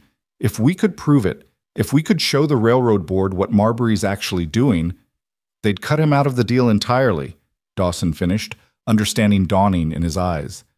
"They'd come to me directly, and Marbury would lose his commission and his credibility." "But how do we prove it?" Joe asked. "It's not like Marbury's going to confess." Clara stood up, pacing the kitchen with nervous energy. "We need documentation, letters, contracts, anything in writing that shows the true value of the land versus what Marbury's been offering. And we need testimony from someone who's seen those railroad executives who can confirm the meetings and what was discussed." "That's a tall order," Dawson said doubtfully. "Marbury keeps his business records locked up tighter than a bank vault." "Then maybe," Clara said slowly, an idea forming, "we need to make him think he's won, make him careless." Over the next week, they put Clara's plan into motion. Dawson let it be known around town that the constant harassment was wearing him down, that he was considering selling after all. He made a show of riding into Fort Kestrel to meet with Marbury, emerging from the bank looking defeated and exhausted. The performance was convincing because it wasn't entirely a performance. Dawson was exhausted, ground down by weeks of vigilance and worry. But now they were fighting back, and that made all the difference. While Dawson played his part, Clara began her own investigation. She befriended the wife of the hotel owner, a kind woman named Margaret who was delighted to have another educated woman to talk to. Over tea and sewing, Clara gently steered the conversation toward the railroad executives, listening carefully to Margaret's complaints about their demanding behavior and expensive tastes. "They've been here for weeks," Margaret confided, "meeting with Mr. Marbury almost daily. I shouldn't gossip, but I have to say, I don't care for the way they conduct business. All those papers and contracts spread out in the dining room, arguing about rotes and costs. It's unseemly." "I'm sure it's very complex," Clara said sympathetically. "Railroad business usually is. I remember my father dealing with shipping contracts. There were always so many documents to keep track of." "Oh, these men have documents for everything," Margaret agreed, "and they leave them lying about too. My cleaning girl's always having to straighten up after them. Just yesterday she found a whole sheaf of papers they'd left in the dining room overnight. Survey maps, cost estimates, all sorts of official-looking things." Clara's heart began to race, but she kept her voice casual. "How careless. I hope nothing important went missing." "Oh no, we're very honest here. My girl put everything right back where she found it." Margaret leaned in conspiratorially. "Though between you and me, I did glance at the top page. Curiosity, you understand. It showed a land purchase offer for some property north of here. The amount was shocking. $20,000. Can you imagine?" 20,000. Dawson had told Clara that Marbury's best offer had been 7,000. The difference was staggering and exactly the proof they needed. "Shocking indeed," Clara managed, her mind already racing ahead to the next step. "Mrs. Wilson, I wonder if I might ask a favor." Getting into the hotel to examine those documents required careful timing and more than a little nerve. Margaret, bless her, had been horrified to learn about Marbury's scheme and was only too happy to help. She arranged for Clara to visit on an evening when the railroad men would be out at supper, giving her perhaps an hour to search the dining room where they conducted their business. Clara went alone, insisting that Dawson stay back at the ranch where his presence wouldn't be missed. Her hands shook as she sorted through the papers spread across the hotel's dining table, her eyes scanning contracts and correspondence by lamplight. There were survey maps showing the proposed rail line cutting directly through Dawson's north pasture. Cost estimates that valued the land at $20,000 for its strategic location and water access. And most damning of all, a letter from Marbury to the railroad president outlining his plan to acquire the property for a reasonable sum and transfer it to the railroad at a modest markup. A modest markup that amounted to $13,000 of pure profit. Clara's hands were steadier now as she carefully copied the most relevant passages into the small notebook she'd brought, making sure to record dates and signatures. She was so focused on her task that she didn't hear the footsteps in the hall until they were nearly at the door. Her heart leaped into her throat. If she was caught here, surrounded by documents she had no right to see, Marbury could have her arrested for theft or trespassing. She'd go to jail, and Dawson would lose both his wife and his case against Marbury. Clara shoved the notebook into her pocket and began hastily restacking the papers, trying to return them to their original arrangement. The footsteps were right outside now, accompanied by voices, men's voices, discussing something about grade percentages and elevation changes. The railroad executives were returning early. Clara looked around wildly for an escape route. The front door would take her right past them. The back door led through the kitchen, which was occupied by Margaret's cook preparing breakfast for the next morning.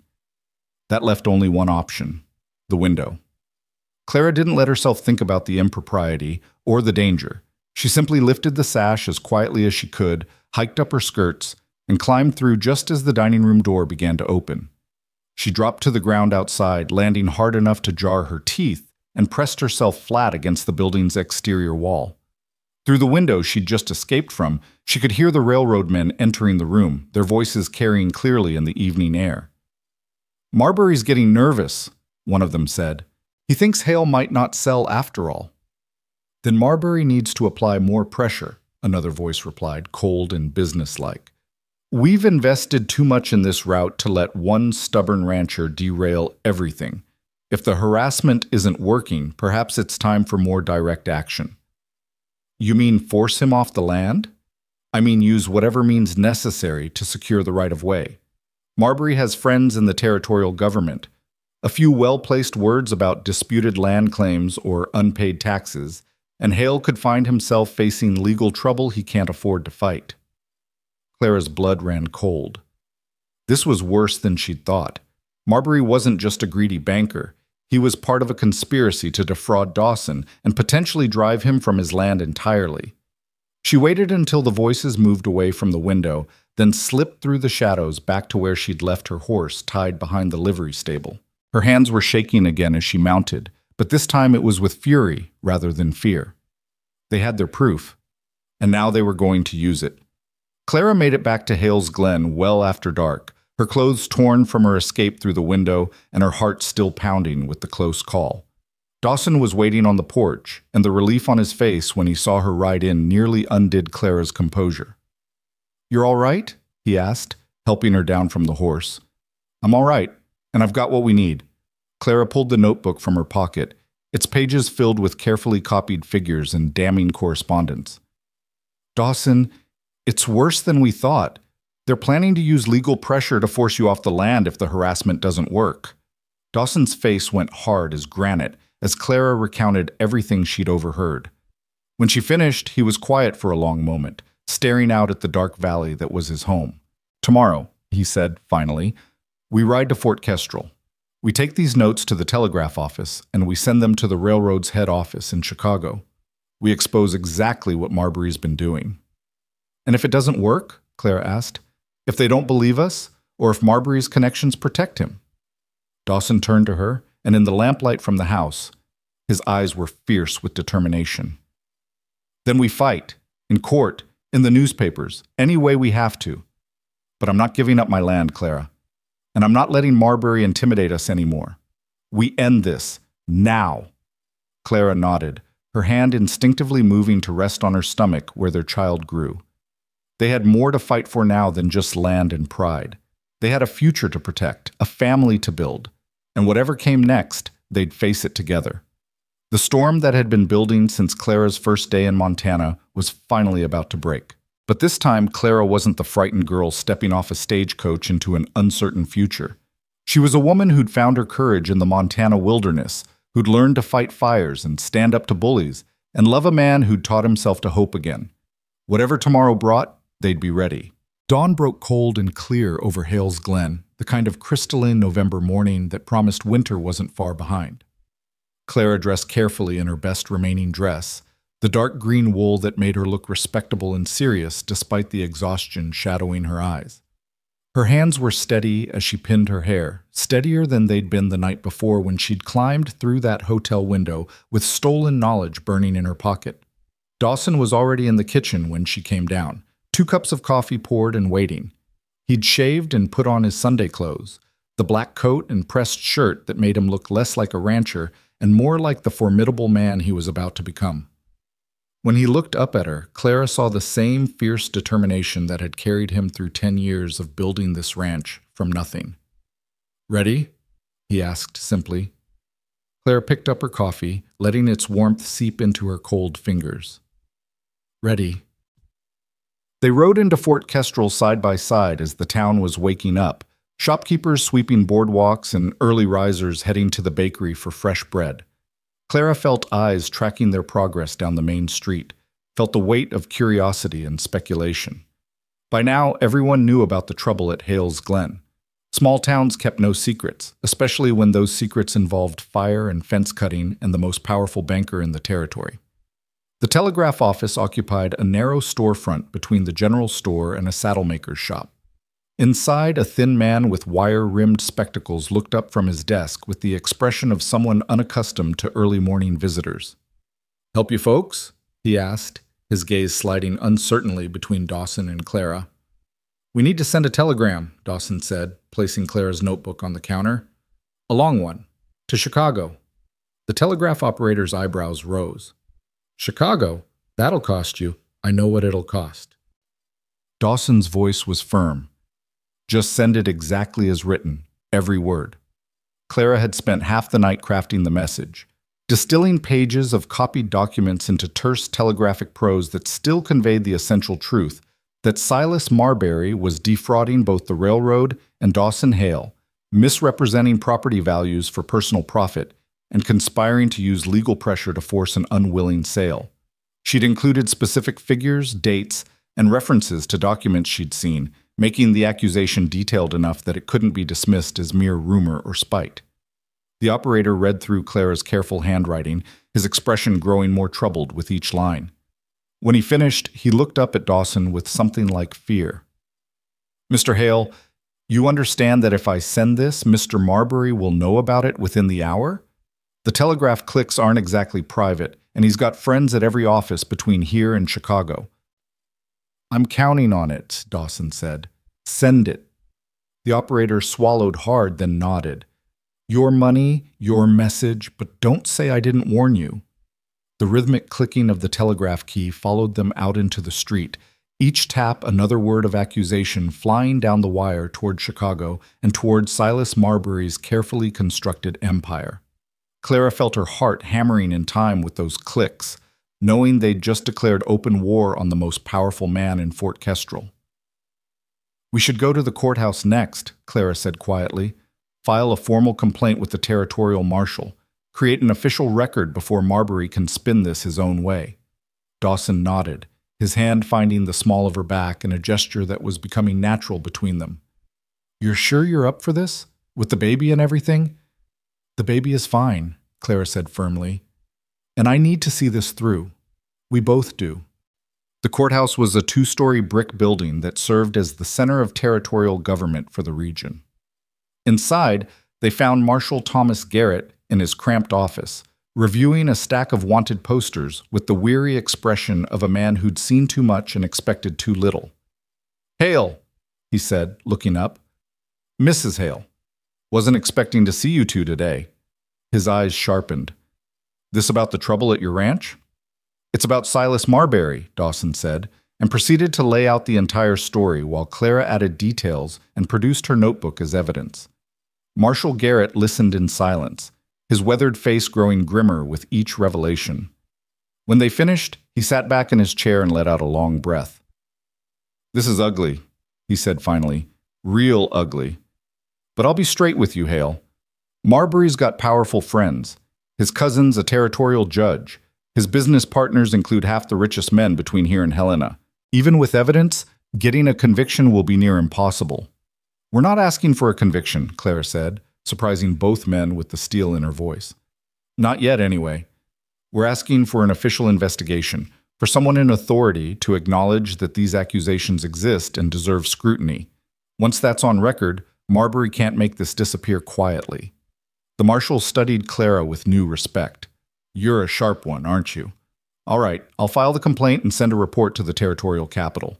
Can't promise it'll go anywhere, but it'll be documented. That's something." It was more than something. It was ammunition, proof that they weren't going to be intimidated into silence. As they left the courthouse, Clara felt a grim satisfaction settling over her fear. They'd fired the first real shots in this battle, and now there was nothing to do but wait for Marbury's response. They didn't have to wait long. Dawson and Clara were halfway through a tense lunch at the hotel.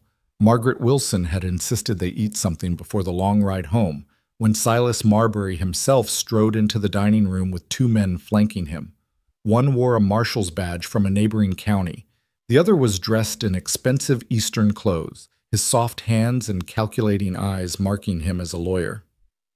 "Hale," Marbury said, his voice carrying across the suddenly silent room. "A word, if you please."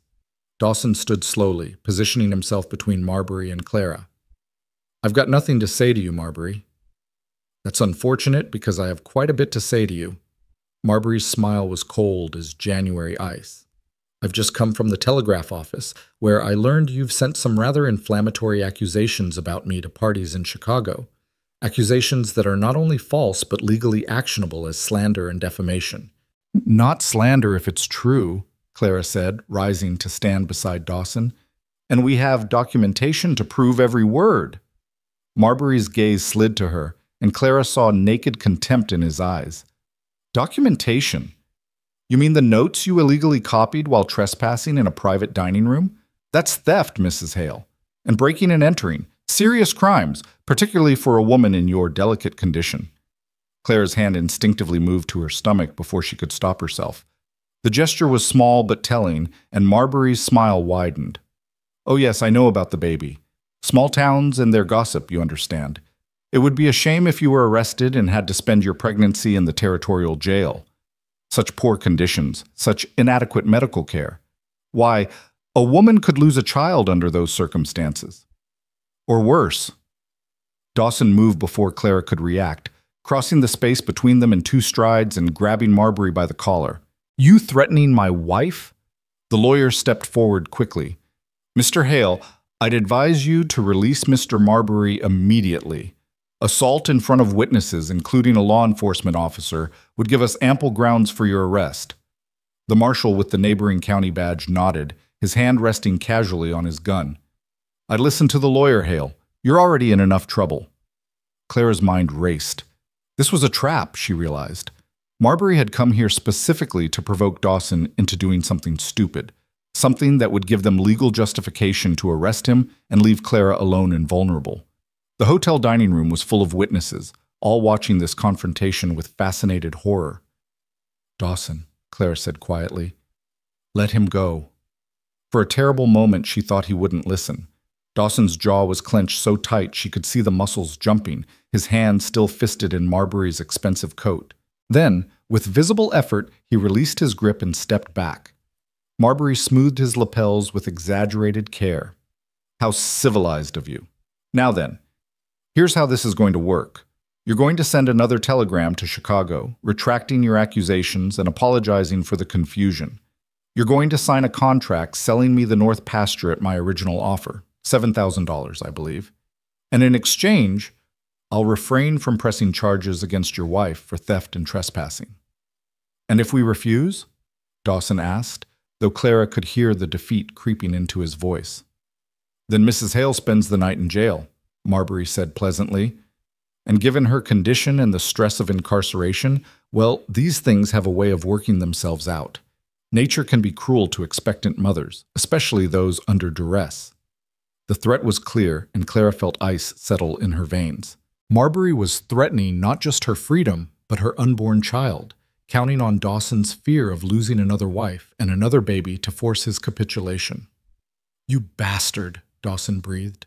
"I'm a businessman," Marbury corrected, "and I'm offering you a reasonable deal. Your land for your wife's freedom and safety. Surely that's not too high a price." Clara looked around the dining room at the assembled witnesses, at Margaret Wilson's horrified face and the other diners' averted eyes. No one was going to help them. No one was going to stand up to Marbury's power and influence. They were alone in this, trapped between impossible choices. Or were they? An idea struck Clara with the force of revelation. It was risky, possibly insane, but it was the only weapon they had left. The truth, spoken publicly where it couldn't be suppressed or ignored. "I'll make you a counteroffer, Mr. Marbury," Clara said, her voice ringing clear in the silent room. "You drop this farce, withdraw your threats, and leave our ranch alone. In exchange, I won't tell everyone in this room exactly what I found in those railroad documents." Marbury's eyes narrowed. "You already sent your little telegram. Whatever lies you want to spread have already been spread." "Oh, I'm not talking about the railroad," Clara said, watching him carefully. "I'm talking about the other papers I found. The ones showing that you've been embezzling from the bank for the past 3 years, falsifying loan records, pocketing interest payments, using depositors' money for your personal investments. That's why you need this railroad deal so desperately, isn't it? You're trying to cover your losses before the bank examiners discover what you've done." It was a complete fabrication. Clara had seen no such documents, had no proof of any embezzlement, but she'd learned enough about desperation in the past months to recognize it in others, and Marbury's sudden pallor told her the guess had struck home. "You're lying," Marbury said, but his voice had lost its certainty. "Am I?" Clara pulled her notebook from her pocket, holding it up for the room to see. "Because I copied everything, Mr. Marbury, every figure, every discrepancy, every doctored ledger entry. And if anything happens to me or my husband or our child, these notes go straight to the Territorial Banking Commission. I've already made arrangements with Marshal Garrett to ensure that." It was another lie, but a believable one.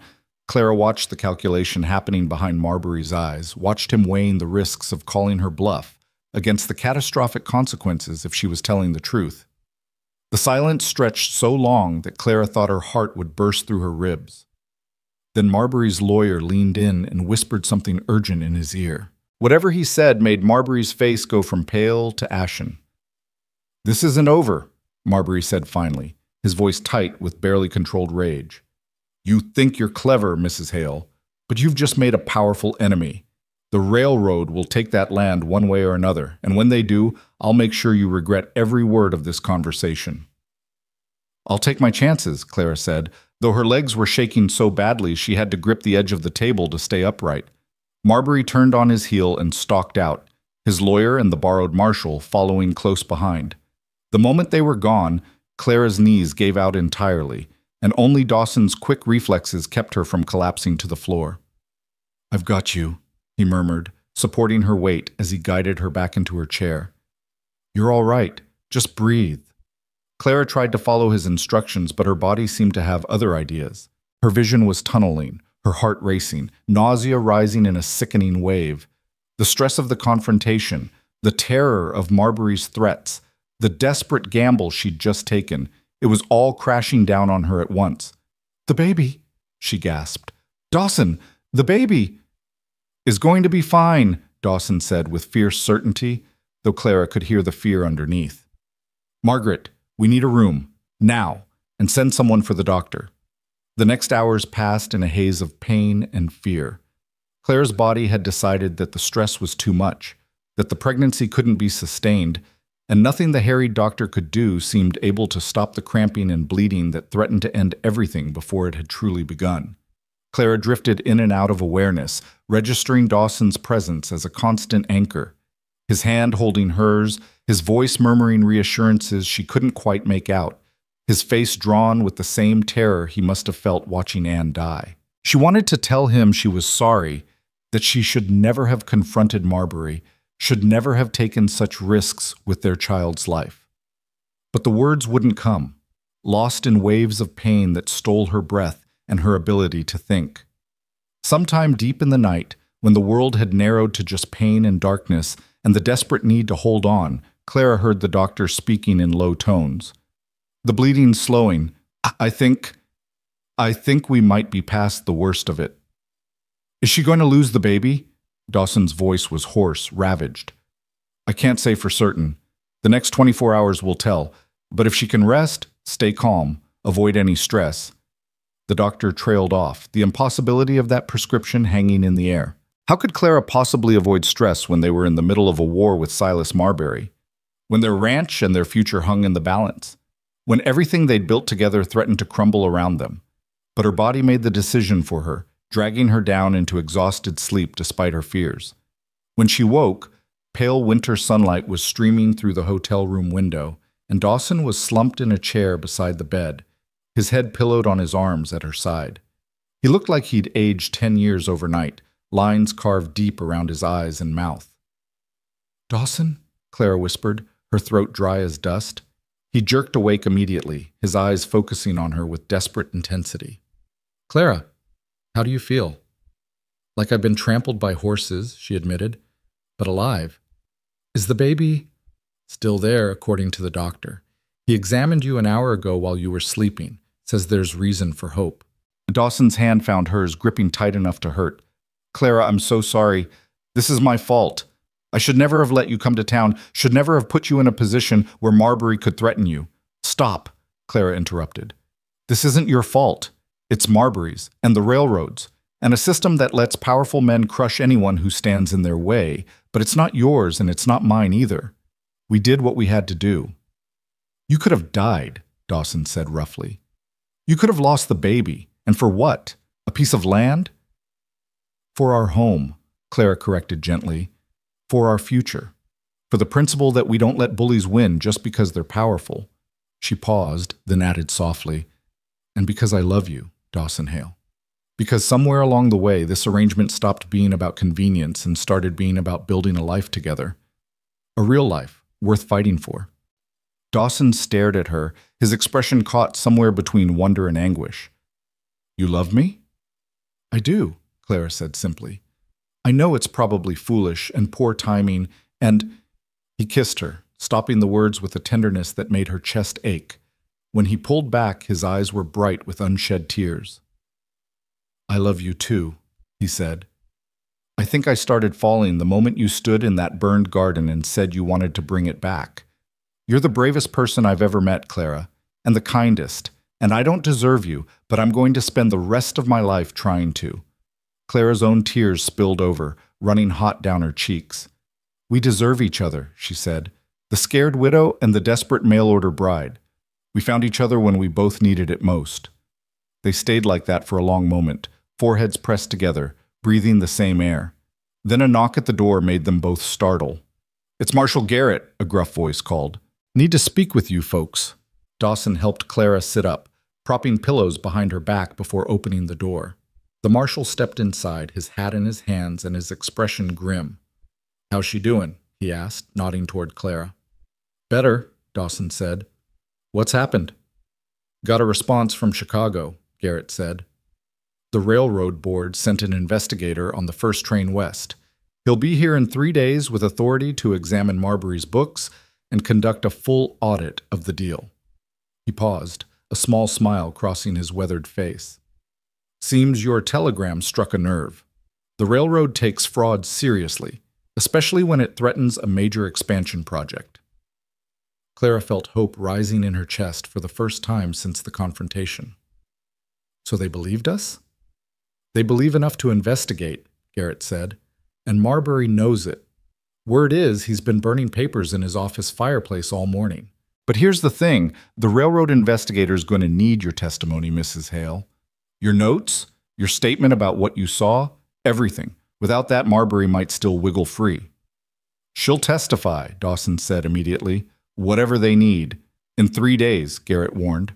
"Can she travel by then?" "Doctor said she needs rest." "I'll manage," Clara said firmly. "Dawson, help me up. We need to get home, prepare properly for what's coming." The ride back to Hales Glen was slow and careful, Dawson insisting they stop frequently so Clara could rest. By the time they reached the ranch, twilight was painting the valley in shades of purple and gold, and Clara had never been so grateful to see home in her life.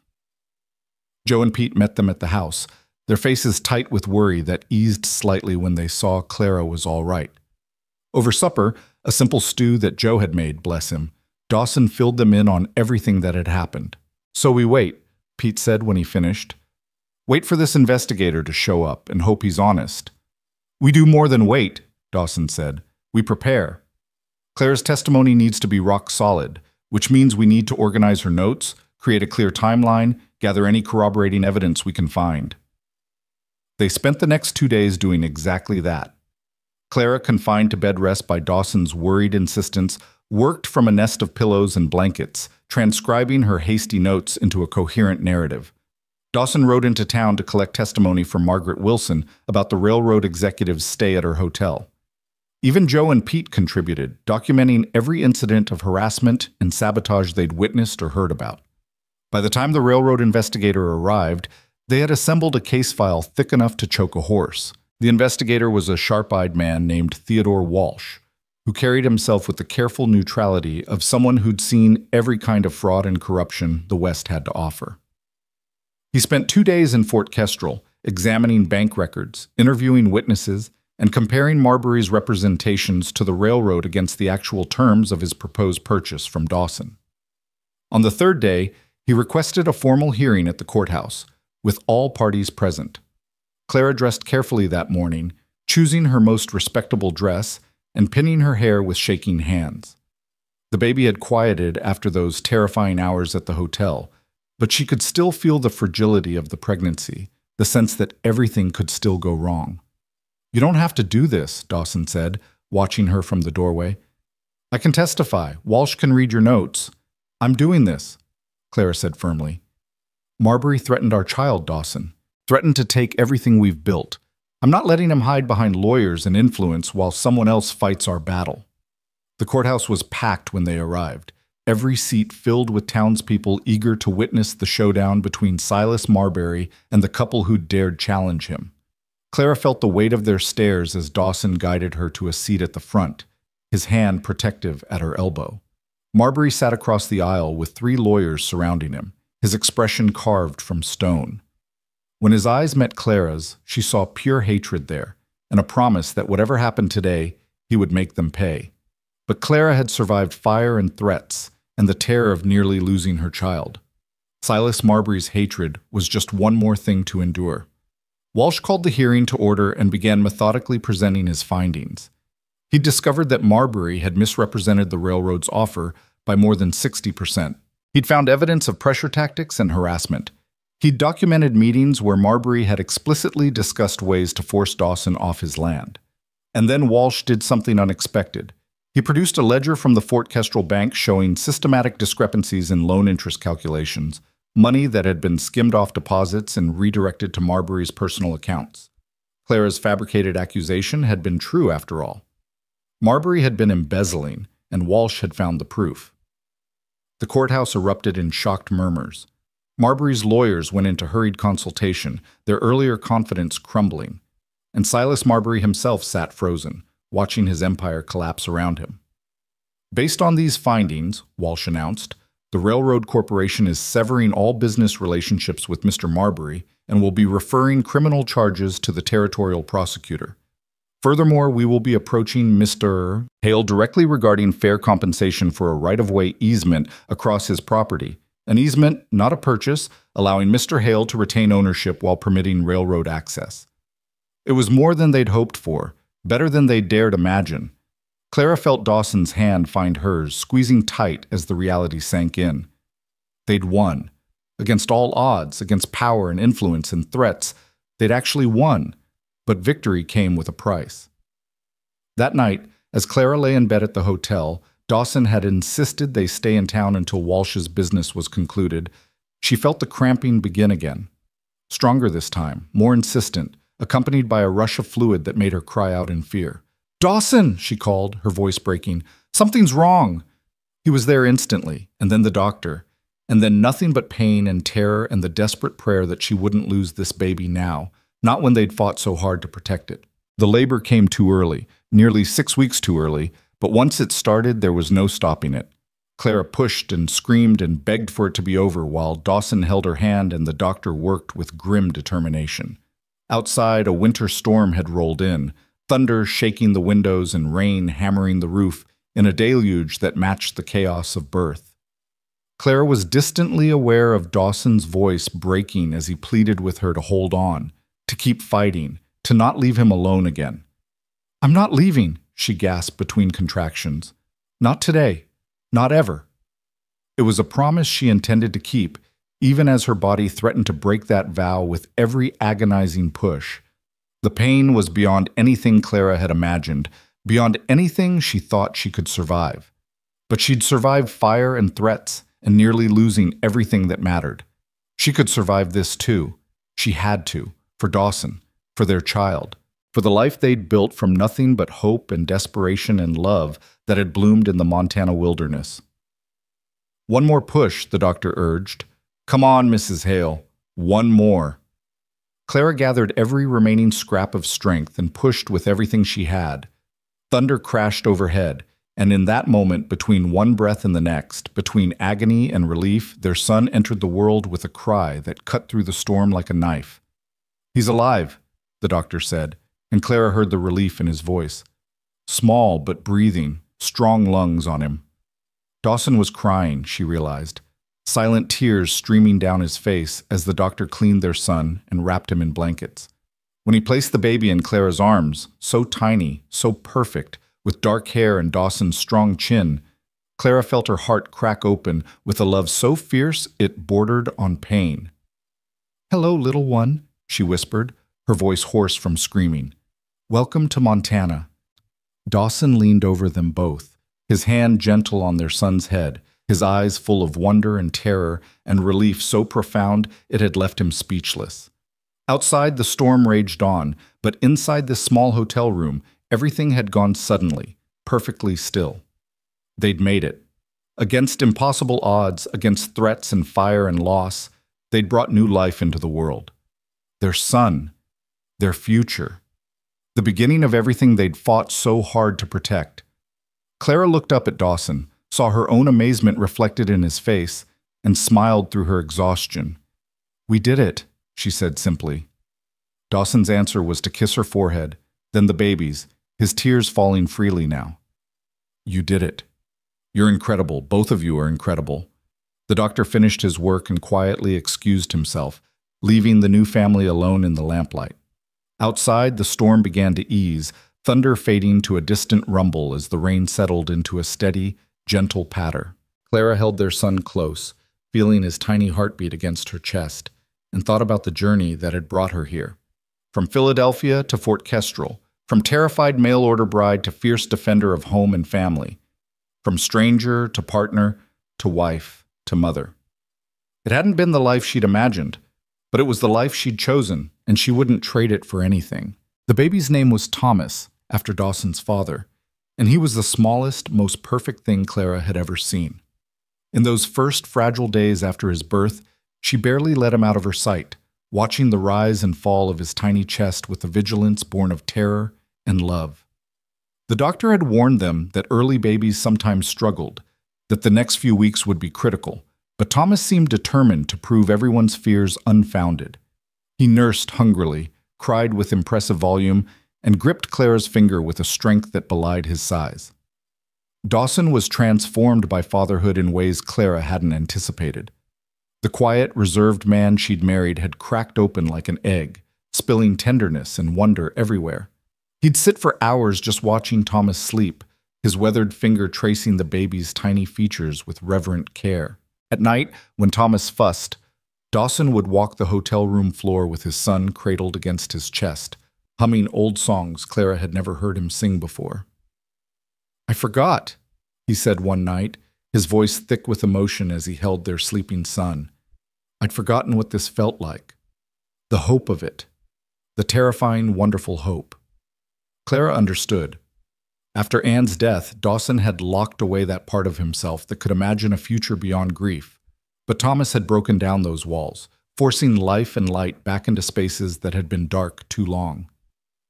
They stayed in Fort Kestrel for 2 weeks, giving Clara time to recover and Thomas time to grow stronger before attempting the journey home. During that time, the aftermath of Silas Marbury's downfall played out with a swiftness that shocked even those who'd witnessed his crimes firsthand. The territorial prosecutor filed charges of fraud, embezzlement, and conspiracy. The bank board, horrified by the extent of Marbury's theft, immediately removed him from all positions of authority. His cousin the judge, desperate to distance himself from the scandal, recused himself from any related cases, and the railroad, eager to salvage their reputation, offered Dawson a settlement so generous it took his breath away. $25,000, Dawson said, reading the contract Theodore Walsh had delivered to their hotel room. "For a 20-year easement across the North Pasture. They'll build and maintain their own crossings, pay for any cattle losses caused by trains, and I retain full ownership of the land." Clara, propped up in bed with Thomas nursing at her breast, felt tears prick her eyes. That money represented security beyond anything they dared imagine. It meant hired hands so Dawson wouldn't work himself to death. It meant a larger house with room for more children. It meant Thomas would grow up with opportunities his parents had never had. "Take it," she said. "It's more than fair. It's generous." Dawson signed the contract that afternoon, and Walsh promised to have the first payment delivered within the month. As he was leaving, the investigator paused in the doorway, his sharp eyes softening as they landed on the baby. "Your wife's testimony was the key to everything, Mr. Hale," he said. "Her courage, her careful documentation. The railroad board wanted me to convey their respect and gratitude." He smiled slightly. "Between you and me, there aren't many who'd stand up to someone like Marbury. You're lucky to have her." "Don't I know it?" Dawson said, his hand finding Clara's shoulder. The journey back to Hale's Glen was slow and careful. Thomas bundled in so many blankets he looked like a small, squirming cocoon. Joe and Pete met them halfway with fresh horses and provisions, their gruff faces breaking into genuine smiles when Dawson pulled back the blankets to show them the baby. "He's tiny," Joe said, sounding almost accusatory, as if Thomas's size was a personal affront. "He'll grow," Clara said with more confidence than she felt. "Give him time." The ranch looked different when they finally crested the last hill and saw the valley spread below them. Or maybe Clara was different, seeing it now through a mother's eyes. This was Thomas's inheritance, this wild, beautiful place. These mountains, this creek, this house, where hopefully many more children would be born and raised. Dawson had ridden ahead to light fires and air out the house, and when Clara carried Thomas through the front door, warmth and light greeted them. But something else, too. The nursery door at the top of the stairs stood open for the first time since Anne's death. Clara climbed slowly, Thomas in her arms, and found Dawson standing in the doorway of that sealed room. He'd been crying, she realized. His eyes were red, his face wet with tears he hadn't bothered to hide. "I opened it," he said simply. "I thought it was time." Clara moved to stand beside him, looking into a room that was clearly meant for a child. A beautiful handmade cradle sat near the window, sunlight streaming across its polished wood. Shelves waited empty for toys and books.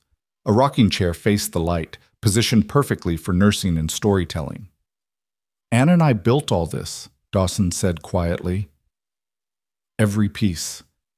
We were so sure, so certain that our baby would sleep in that cradle, that we'd fill those shelves, that we'd rock our child in that chair." His voice broke. "And then she died. And I couldn't even look at this room without wanting to die too. So I locked it away.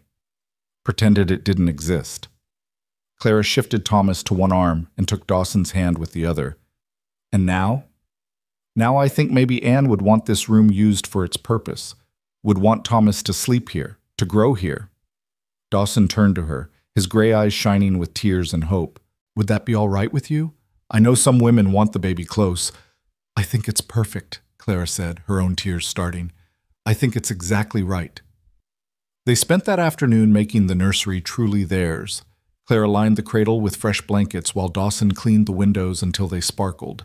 Together they hung curtains Clara had sewn during her early days at the ranch, back when she'd been too afraid to ask what they were for. The rocking chair creaked gently when Clara tested it, Thomas cradled against her chest, and the sound felt like a benediction. This room had been built with love and lost in tragedy. But now it was being reclaimed, filled with new life and new hope. Anne's memory would always be part of these walls, but so would Clara's presence and Thomas's future. That night, after Thomas was settled in his cradle and the house had gone quiet, Clara and Dawson lay together in what had finally become their shared bed. The transition had happened naturally in the weeks after Thomas's birth, neither of them able to bear sleeping apart when every moment felt precious and precarious. "Tell me about Anne," Clara said into the darkness. "Really tell me. Not just the sad parts, but who she was." Dawson was quiet for so long that Clara thought he might not answer. Then he began to speak, his voice soft in the darkness. "She laughed at everything. That's what I remember most. She'd find joy in the smallest things, a bird at the window, bread rising perfectly, the way snow looked on the mountains. She was always cold, even in summer, so I'd find her wearing 3 shawls and standing near the stove." His voice grew tender with memory. "She tried so hard to love this place, Clara. Tried to make it work, even though she was lonely and scared and homesick. She never complained, never asked me to give up the ranch and move back to town. She just tried." "She sounds wonderful," Clara said honestly. "She was, but she wasn't you." Dawson rolled to face Clara, his hand cupping her cheek. "You're stronger than Anne ever was, braver. You don't just try to adapt to this life, you grab it with both hands and make it yours. You fought fires, stood up to Marbury, nearly died bringing Thomas into the world, and never once did you ask for an easier path." "I was terrified the entire time," Clara admitted. "Being brave doesn't mean not being afraid. It means being afraid and doing what needs to be done anyway." Dawson's thumb brushed her cheekbone. "I love you, Clara Hale. Not as a replacement for what I lost, but as exactly who you are. The woman who came here desperate and turned herself into someone formidable." Clara kissed him then, pouring 3 months of love and fear and hope into the contact. When they finally pulled apart, both breathless, she pressed her forehead to his and whispered, "I love you too, even though you pick terrible wildflowers and can't cook to save your life." Dawson's laugh was surprised and genuine. "The wildflowers weren't that bad." "They were weeds, Dawson. Beautiful weeds, but weeds." They fell asleep like that, wrapped around each other, and for the first time since Clara had arrived in Montana, the house at Hales Glen didn't feel empty at all. Winter settled over the valley with the inexorable certainty of mountains and sky. Snow came in November and stayed, transforming the landscape into something alien and beautiful. Clara had never experienced a real winter before. Philadelphia's cold was nothing compared to Montana's brutal temperatures and endless white, but she found herself falling in love with the season's stark beauty. Thomas thrived despite the cold, growing plumper and stronger with each passing week. By December, he'd outgrown his first set of clothes and was working on his second. His dark hair had come in thick, and his eyes, which had started the slate blue of all newborns, were settling into the same gray as his father's. "He's going to be handsome," Clara said one morning, watching Dawson hold their son up to the window to see the icicles hanging from the eaves. "And stubborn. Look at that chin." "He gets the stubbornness from you," Dawson said without looking away from Thomas, who was making enthusiastic if incomprehensible noises at the ice. "I'm not stubborn, I'm determined. You're the most stubborn woman in Montana Territory, and I wouldn't change a thing about you." The railroad money arrived as promised, deposited in a Helena bank under both their names. With it came a freedom neither of them had known before. Dawson hired 2 more ranch hands, easing the workload that had been slowly killing him. They ordered supplies from a catalog thick as a Bible: warm clothes for the family, tools for the ranch, toys for Thomas that he wouldn't be old enough to play with for years. Clara spent part of the money on something she'd been dreaming about since the first time she'd tackled that garden: seeds. Hundreds of packets of seeds, carefully selected from a supplier in California. Come spring, she was going to transform that reclaimed plot into something magnificent. But winter had its own work. Clara learned to churn butter and make cheese, to preserve meat in the cold cellar, and bake bread that could feed a house full of hungry men. She learned to card wool from the sheep Dawson had bought with the railroad money, and began teaching herself to spin. The work was endless, but it was satisfying in ways her Philadelphia life had never been. In the evenings, after Thomas was asleep and the chores were done, Clara and Dawson would sit by the fire and make plans. Plans for the ranch, for the house, for the family they were building. Sometimes Joe and Pete would join them, the 4 of them playing cards or sharing stories late into the night. It was during one of those evenings that a knock came at the door, unexpected and jarring in the winter silence. Dawson answered it to find Marshall Garrett standing on the porch, snow dusting his shoulders. "Bit late for a social call, Marshall," Dawson said, but he stepped back to let the lawman inside. Garrett stomped snow from his boots and removed his hat, nodding respectfully to Clara. "Sorry to disturb your evening, folks, but I thought you'd want to hear this in person rather than through town gossip." Clara's stomach clenched with sudden fear. "What's happened?" "Silas Marbury," Garrett said heavily. "He was convicted this afternoon. 15 years in territorial prison for fraud and embezzlement. They're transferring him to the penitentiary in Deer Lodge next week." The news should have felt like victory. Instead, Clara just felt tired. Tired of fighting, tired of fear, tired of carrying the weight of what Marbury had tried to do to them. "Good," Dawson said simply.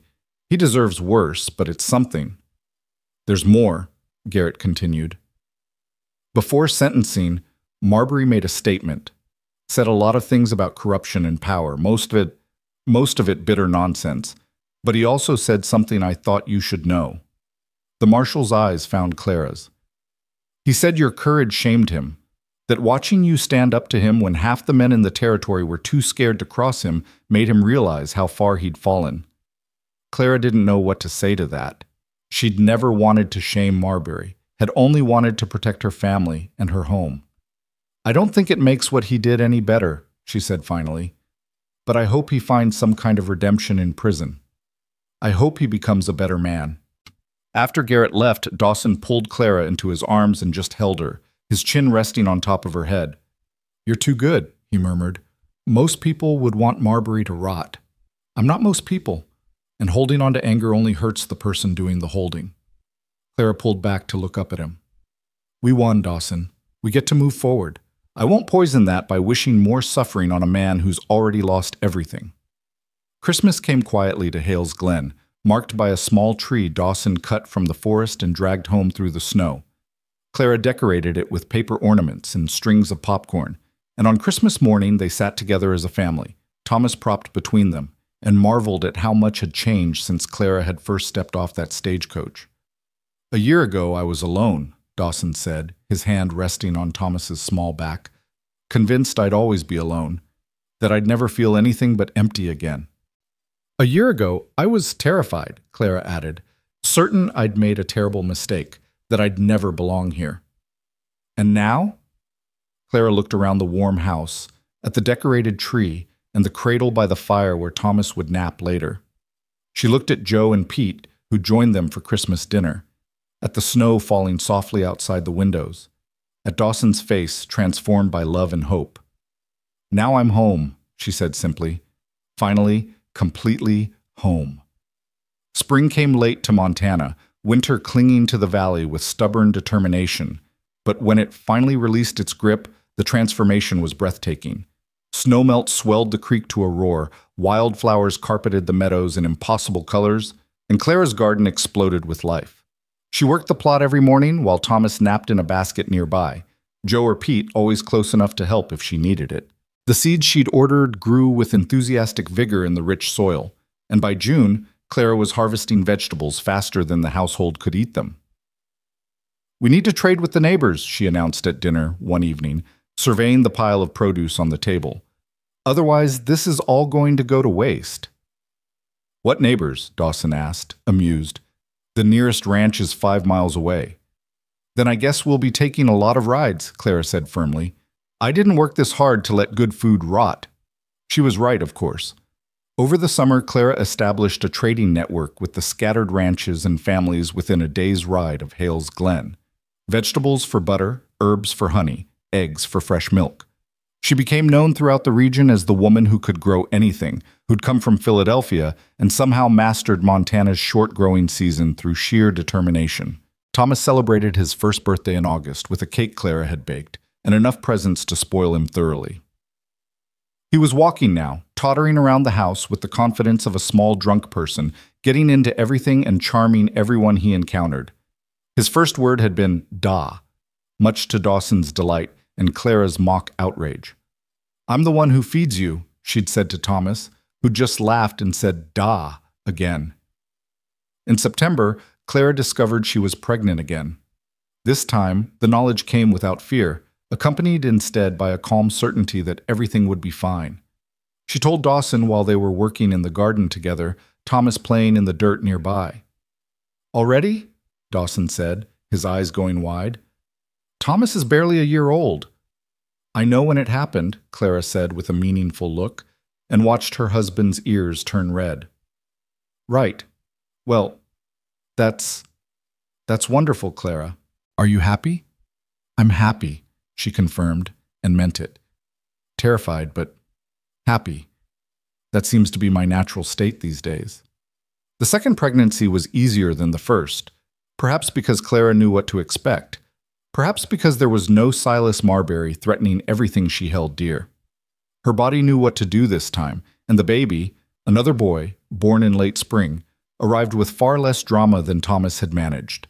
They named him William, after Clara's father, and he was the opposite of his brother in every way.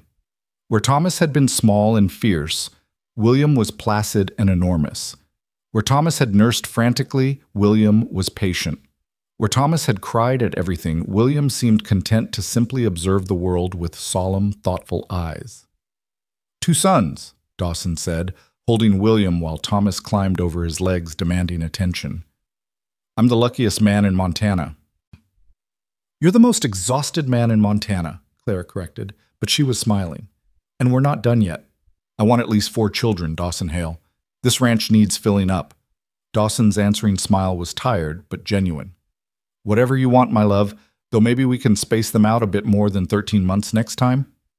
They had their 3rd child, a daughter, 18 months later. And their 4th, another daughter, 2 years after that. The house expanded with them, Dawson and the ranch hands building on new rooms as the family grew.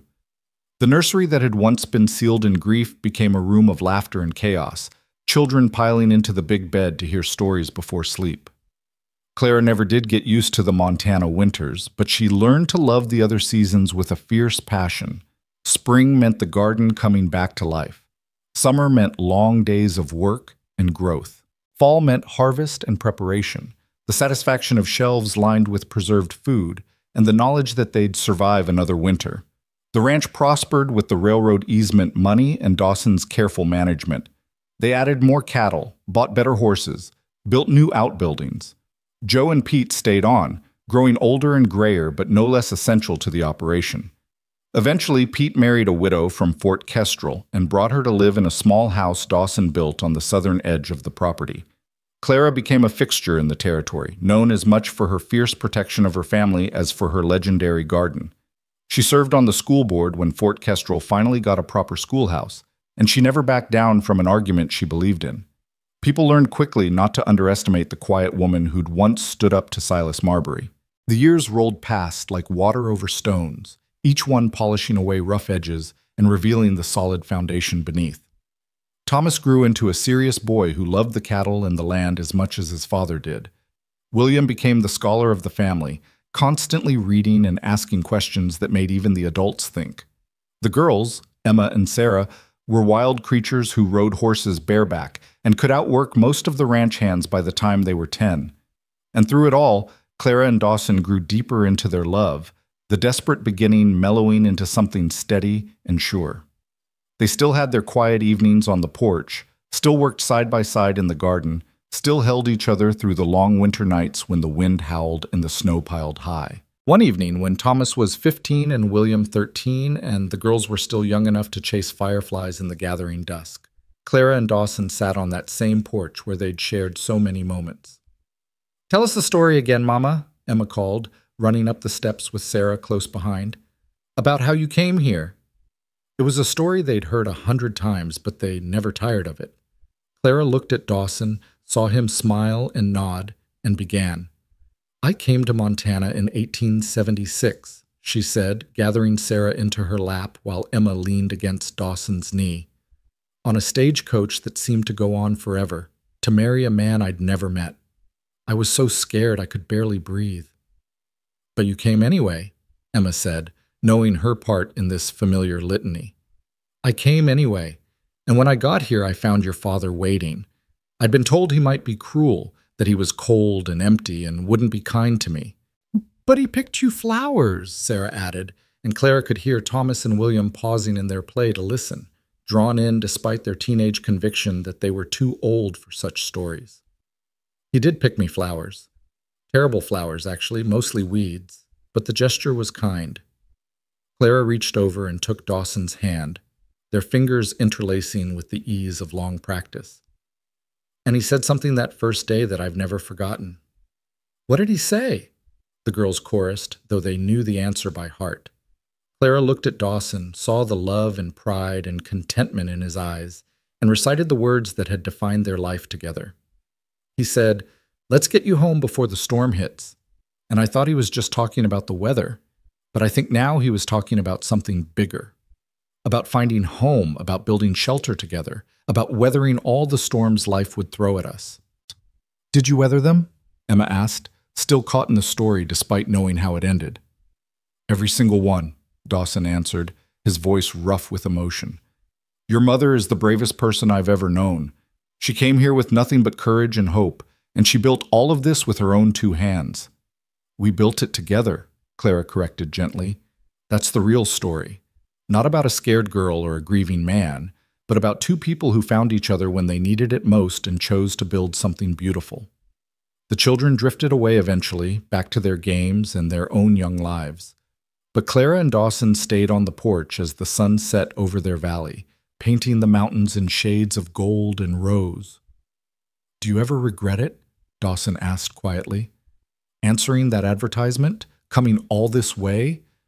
Clara thought about the girl she'd been, desperate and terrified, gambling everything on a stranger's promise. She thought about the woman she'd become, strong and sure and surrounded by love. She thought about the children playing in the yard, the garden that would bloom again come spring, the ranch that had grown from Dawson's dream into their shared legacy. "Not for a single moment," she said. "You told me that first day that you didn't need a servant, that you needed someone who would stay. Well, I stayed, Dawson, and I always will." "You did more than stay," Dawson said, pulling her close. "You brought this place back to life. You brought me back to life." "We saved each other," Clara said simply. "That's what love does."